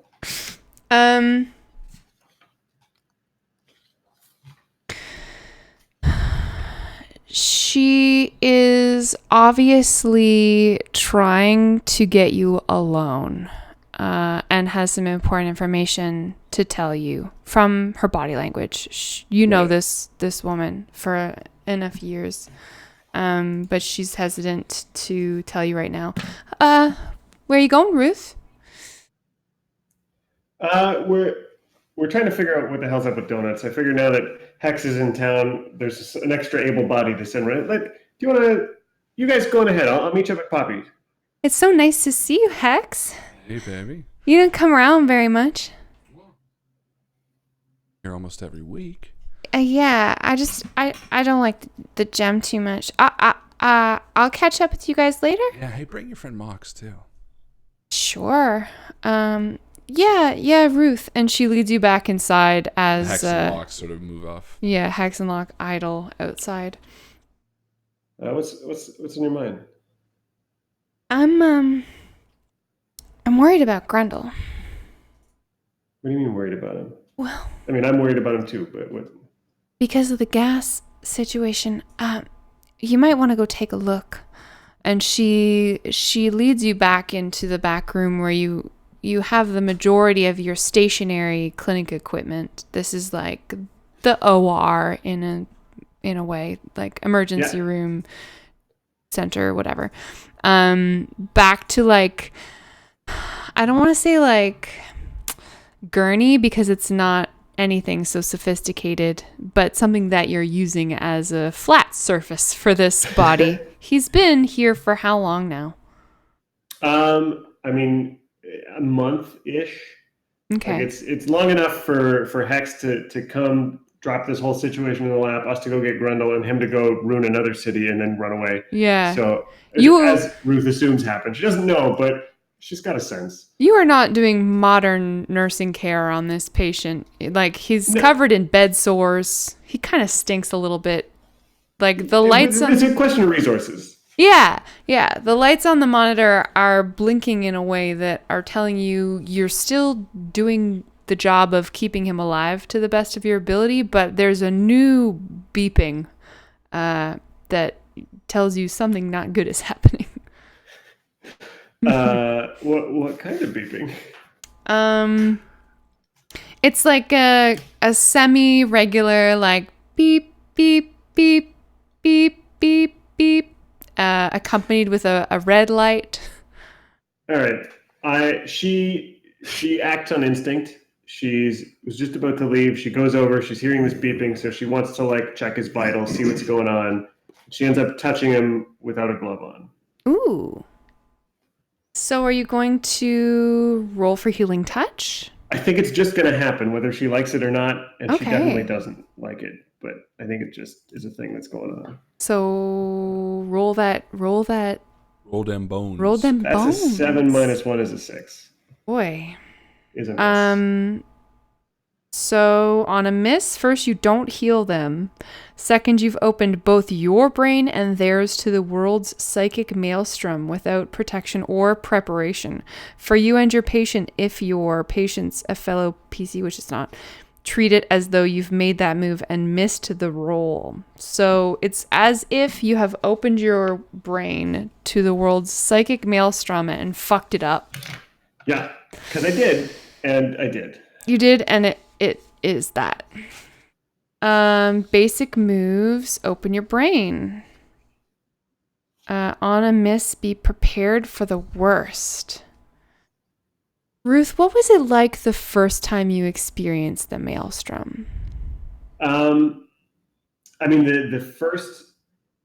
she's always seen it in dreams. Like, she can't sleep. She's always had these horrible nightmares, and it's just they've started to become more and more real, and like she'd wake up and they'd feel real, and that like feeling of a dream where it's supposed to fade away and you don't remember it, it would just stay longer and longer into the day. And so like half of her day, her body would be freaking out, and like in that, like, oh shit, bad stuff is happening, impossible stuff is happening, and like those moments would just last longer and longer into like the worst encounters with it. Like a panic attack almost.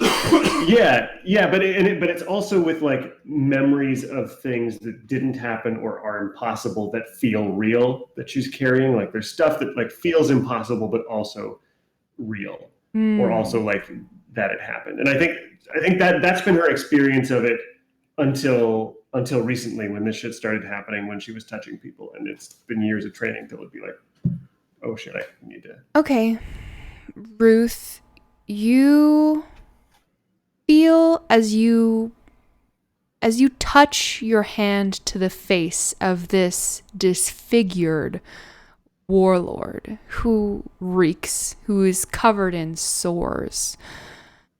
You feel transported.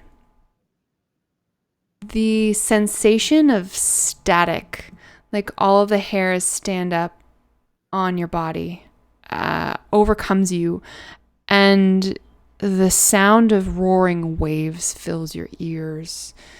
You smell the sick smell of rotting death, overpowering, and you lose sight of the room around you. You sort of hear echoing reverberations of Shigusa, like, Ruth, Ruth, coming from far away. And then you hear something else. It's a clicking, tapping noise, reverberating throughout this static. It sounds like it's coming from the bottom of a well. And when you come to, you and Grundle are both bleeding profusely out of the nose. I want you to take 1 harm. Sure. And that beeping noise got fucking worse. In fact, Shigusa's doing CPR on Grundle right now. It's like, God damn it, Ruth, what the fuck did you do? Can you hear this from outside? Yeah, you totally hear this. You heard Shigusa calling Ruth's name. And I can I come back in? Of course you can.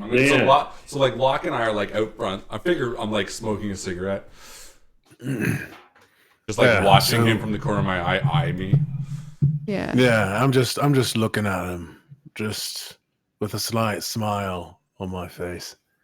And then I feel like right before flexing my pecs as well. Still, right before the like scream cuts through and draws it, I picture it's like a long silence, and I'm just like, "Are we gonna fuck or what?"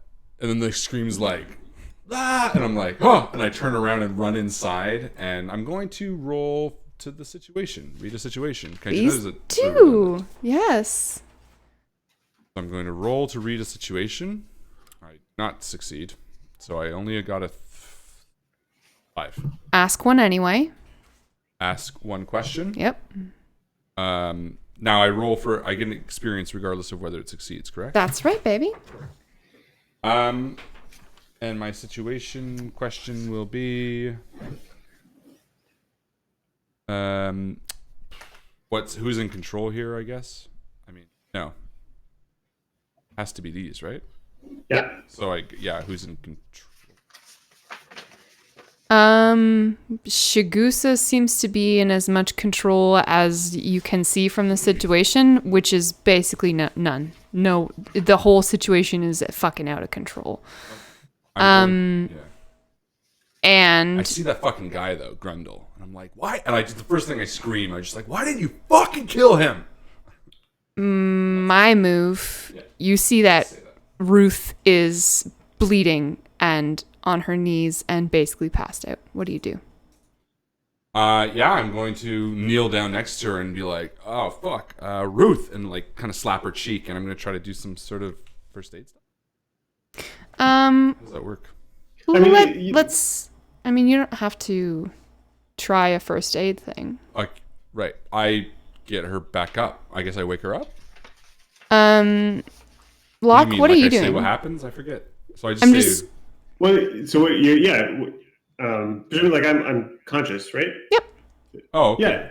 So what are you doing with me? Help Shigusa. She's the one trying to save the important. I don't know why you're trying to save this fucking guy. And I walk over to him and be like, this guy, I killed him. And I walk over past his like severed hand, and I'm like, all right, well, you need help CPRing or whatever the fuck. And I start like pushing on his chest awkwardly. Get the fuck out of my. You don't know which. Just Hex. What's the beeping? Can I roll my thing on the beeping? My sharp to find out what the beeping What's your sharp? Well, how do I figure out what the beeping would You be? just tried to read a situation and you did a bad job. Yeah. I mean, what are you trying to do? I want to figure out why it's beeping. I'd be like, what's that beeping noise? I mean, you can see that there's like lights flashing and stuff. You've been back here before. You've seen Grundle hooked up to the machine. Right. You sort of can just ascertain that shit's going bad. So, I turn to Ruth and I'm like, why? What's going on? Why is it just the power that's running out? Do you need gas? Is that the issue here? I don't know what's going on right now, Hex. I'm hoping, and she's like trying to stop the blood that's like streaming down her face. Like it's just a bad time to talk. Yeah. Well, I turn and I'm like, well, tell me what you want me to do. I can fuck off. Shagoose is like, go to walk out of the room. God damn it. Towels. We need towels. Okay. And like Hex very casually walks right past Locke, who like I'm picturing standing in the doorway. Just like I've hand. got 3 glasses of water. And I just... I've got some water if that will help. And I'll put them down here. And I'm like, towels. And I walk situation. past Locke, like slowly. Towels, and, like, right. Pull some moldy towels off, and I hand one to him. And I'm like, walk back in the room casually. I'm like, here. Towels. And I start wiping the floor, getting the blood off. No. The cigarette's still hanging from my lips. For Ruth. She's bleeding. What are you doing? Here. And I hand it to Ruth. I don't want anyone to slip on the floor. That doesn't really matter. Ruth takes a towel and starts like stopping the blood on her nose, and she rushes over to a drawer and pulls one open, and there's a a sealed like syringe in there, and she tears it open and rushes over to Grundle. I'm going to spend one of my stock to stabilize an NPC so that they can recover in time. Okay. And just waste resources on this poor fool who might know where I can get more, and like just inject him with a, it's some whatever he needs. It's the right thing. Yep. Some sort of narco stab or whatever he needs. And like Hex is like sort of hanging off of Locke a little bit, like smoking a cigarette. Like he's got like one hand around him, just like leaning on him like he's a wall. Shagusa is pretty covered. much acting like a wall too. Shagusa's covered in like. Do you want me to guard blood. the door? Guard it in case. Go get gas. Comes. We don't know where gas is. We're gonna run out of gas soon, aren't we? We'll figure that shit out. All right, we're gonna go get gas. Come on. What the fuck? I was like, I got gas on my. Fuck it. I walk back outside with Locke, and I turn to him. I'm like, where do we get gas? Let's go talk to Papa Franklin. But you think we should talk to Papa Franklin? All right, yeah. I'm down with that. Hey, I just gotta say that everything was going fine. I say as we're walking, everything was going fine until you showed up. I say with like a smirk on my face. Yeah, we'll get used to it. Everything gets fucked when I'm around. I flick the cigarette off into the night. It could be. Have you ever thought that maybe you're cursed? Maybe someone's given you a bad luck charm or something like that, and you need to get rid of it somehow. Oh no, I'm definitely cursed, 100%. Oh yeah, who cursed you? Yeah, it was like this old voodoo lady. I was near a single well in the desert, and she was trying to get this bucket up, and I picked the bucket up, and I took a drink of the water, and she said you're cursed. Right. Oh well, shit. Well, I do know one good way of getting rid of curses. How's that? Well, I'll tell you later. I knock on the door to the garage. Papa Franklin's. That's right. Papa Franklin doesn't live in the garage. No, Papa the front door of his. Not the garage. No, that's where I thought we were going for a second. But when we're going to Papa Franklin's, that's where I meant. Okay. Great. What does Papa Franklin's place look like? It's like a little ritzier than a fucking metal hovel, but not by much. It's probably got some more Christmas lights than everywhere else. Can it be a bus? Yeah, it's a bus, and it's partly shaded under the wing of that burned out airplane. A double-decker bus? One of those like red buses. Yeah. I love that. Okay. Painted in all different colors, and most of the windows are covered up, but there's a couple that you can look through, and the front doors are busted, but there's dangling beads. Oh yeah, okay. I like that bead curtain. Right. So you knock on the bead curtain. I knock on the side of the bead curtain. I'm not a complete idiot. It's not working. Hey, is Papa Frank there? Yeah, Sandy Cake and 10-piece come on out. And I'm like, well, hey, girls, boys. Yeah, 10-piece is like, oh, didn't know the sideshow's in town. Sideshow? What the fuck you talking about? Nice to see you, Hex. Nice to see you, too. Where's your daddy? Oh, he's inside. Talk to him. We're looking for a little bit of help. Oh, maybe.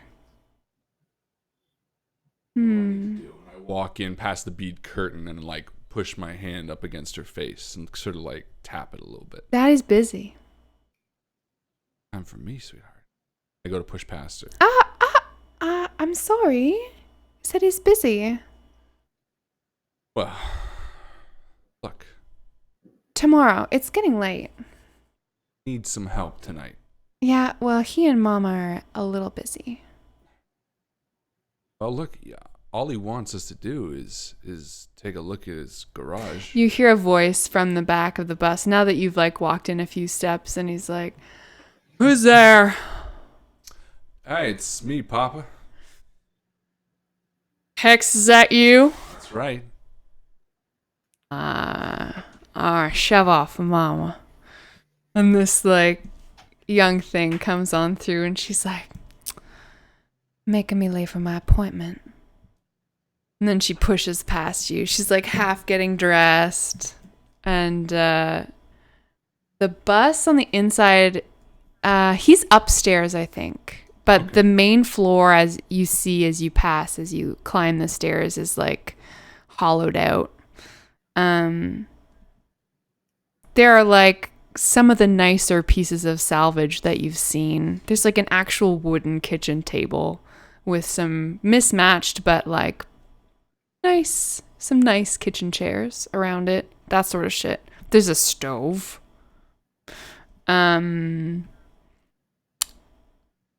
Locke, are you coming with, or are you gonna hang out with the ladies outside?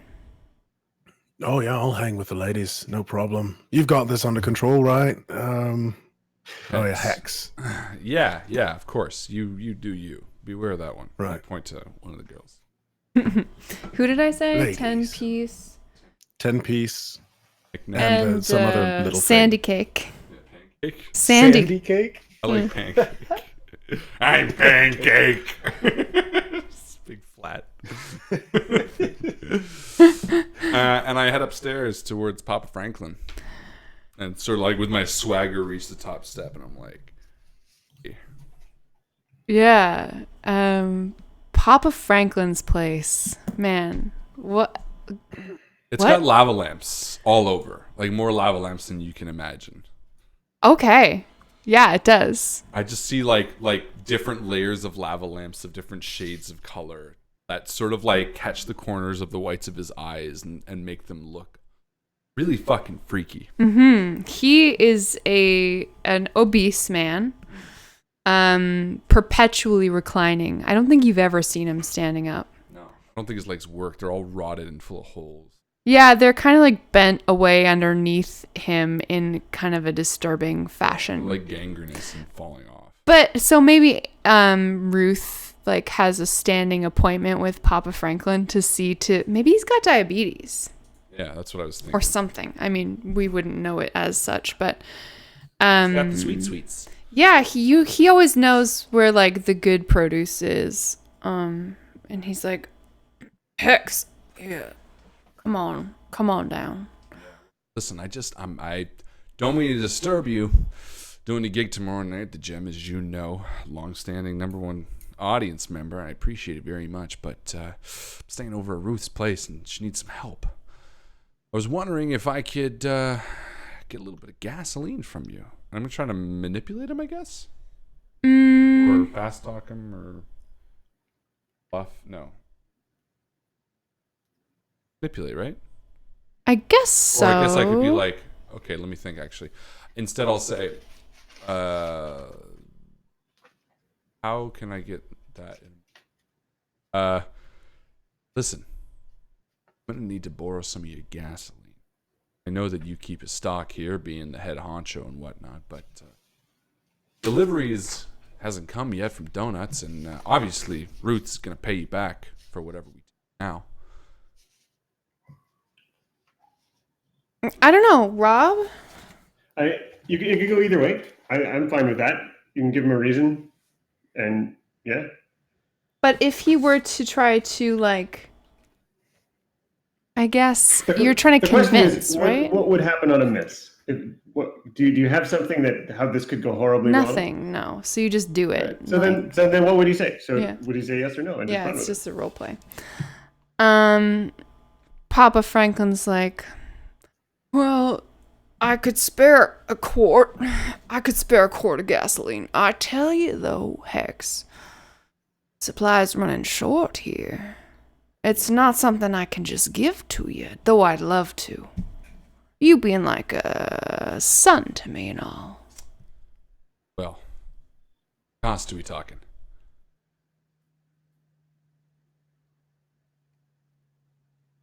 No cost, none.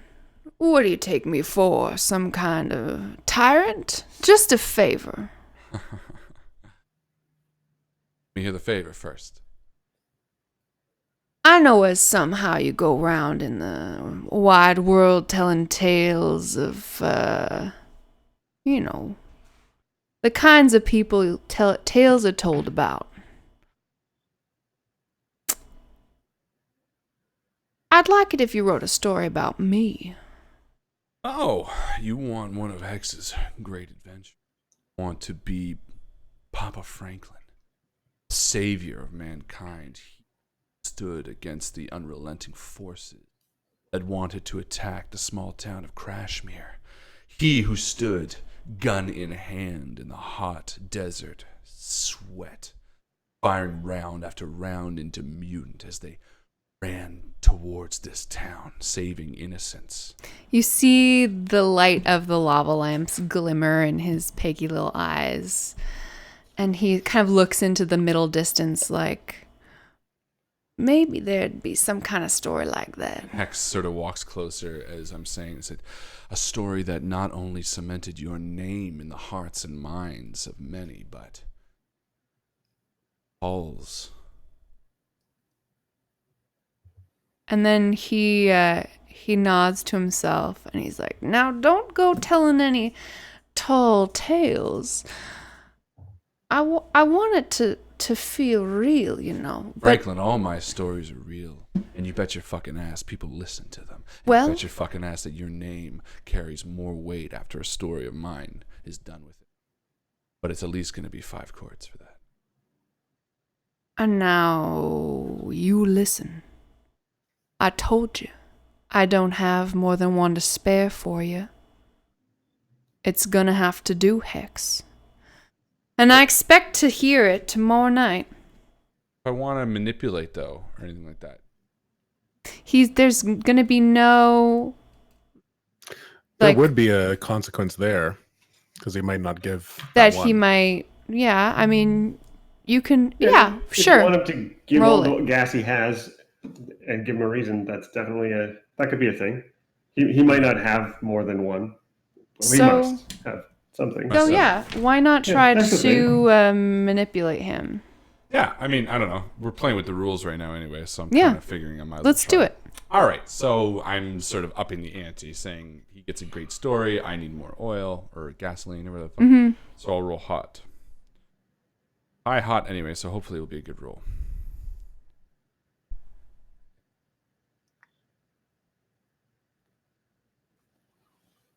Four, 5, 6, 7, 8, 9.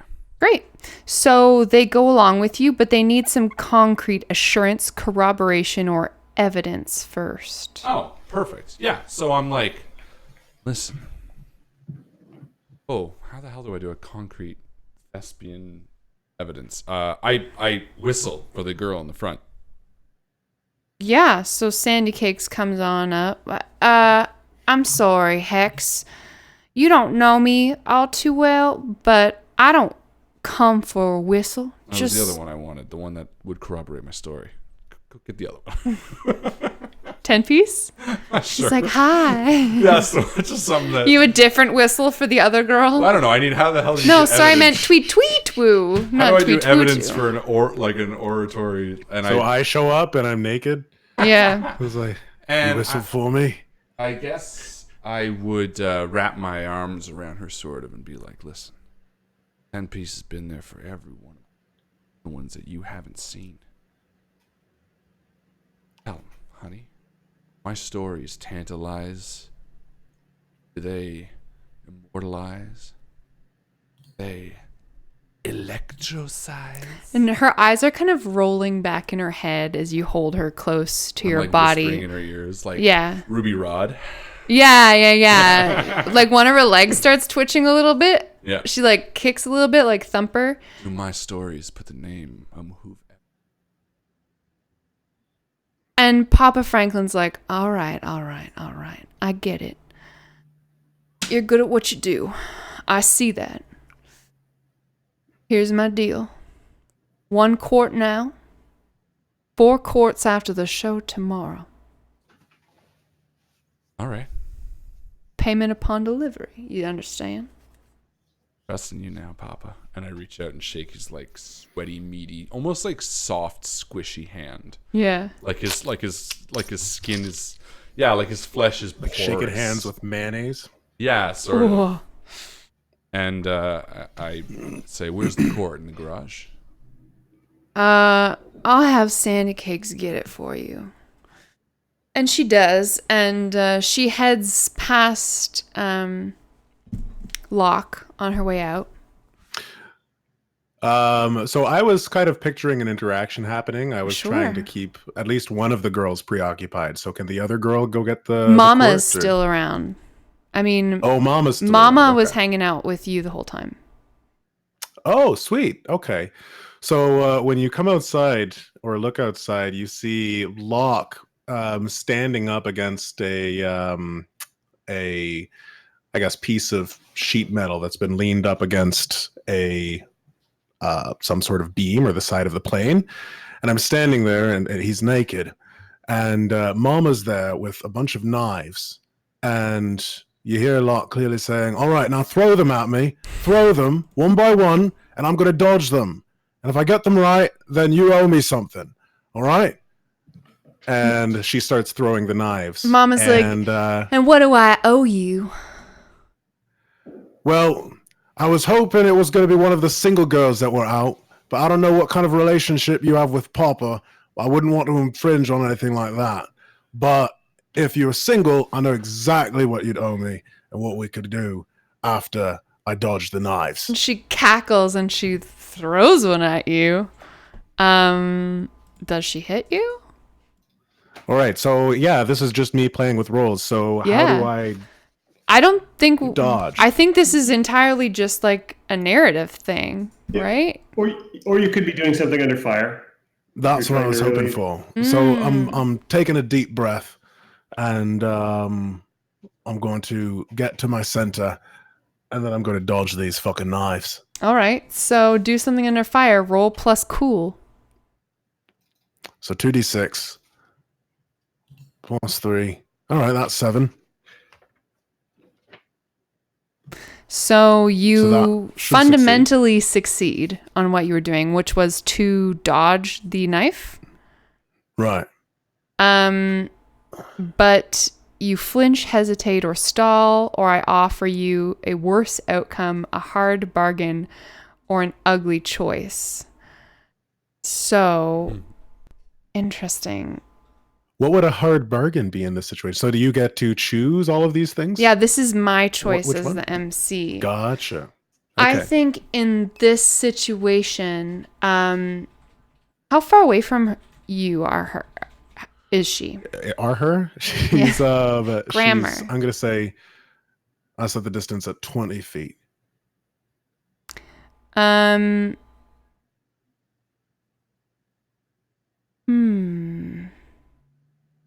I'm a little bit of a loss. Or maybe Papa sees. Yeah. Papa takes so she lets out a whoop of success. She's glad for you that you dodged this, and also kind of glad that maybe you're winning this bargain.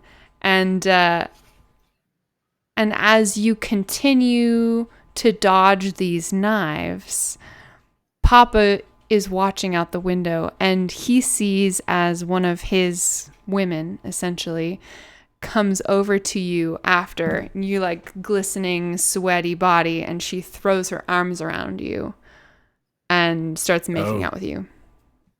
Oh shit. Well, I'll probably let it happen then. This is very dangerous. I think I would not push her away because no, now that she's kissed me, now that I'm like, all right, I'm done. That game's over. All right. Okay, All but right. Papa sees was this nice. interaction. Did you have cool as one of your highlighted stats? I do, yeah. So you marked XP for that. All right, I see. So I understand now. Let's finish off this session with what's happening back at the clinic. Ruth, a little bit of time has gone by.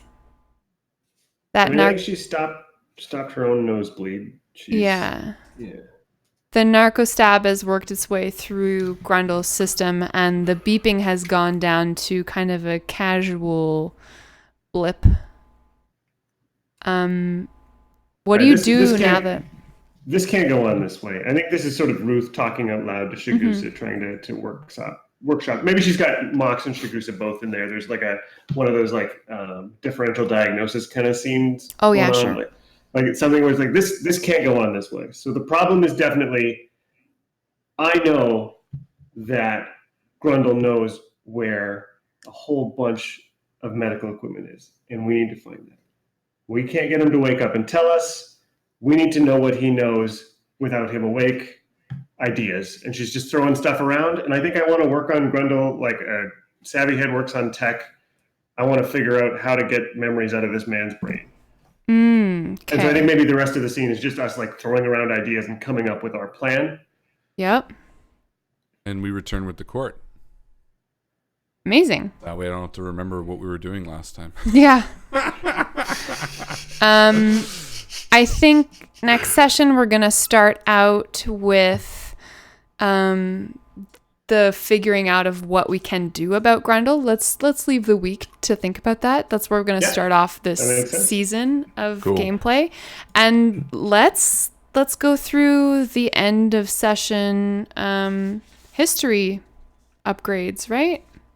Yeah, there's an end of session move. Yeah, end of session moves. So let me find that. There are end of session moves. Yes. It's on the basic. Very cool. Is it on basic moves?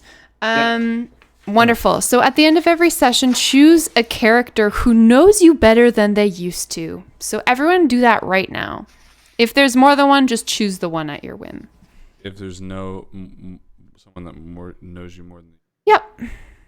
Okay. So everyone's got that person in mind? Yeah. Tell that player to add +1 to their history with you on their sheet. So, let's start with Ruth. Ruth, is there Hex, someone? I think you know me a little better than you used to. I think there's a little bit of like you got to see some of the pressures that Ruth is under, and you know she was. So I think you got to understand a little bit of her day to day. Definitely. So now you +2 goes to +3. Correct. Yeah. So if you hit a +4 or a -3 at this, you mark experience and you reset your history. Okay, so Locke, is there someone who knows you better than they used to? I mean, I would say probably Hex knows me better. I mean, that was the first time that we ever got to a point where we'd said, so we're going to fuck or what sort of thing. You can also choose nobody or someone who doesn't know you as well as they thought.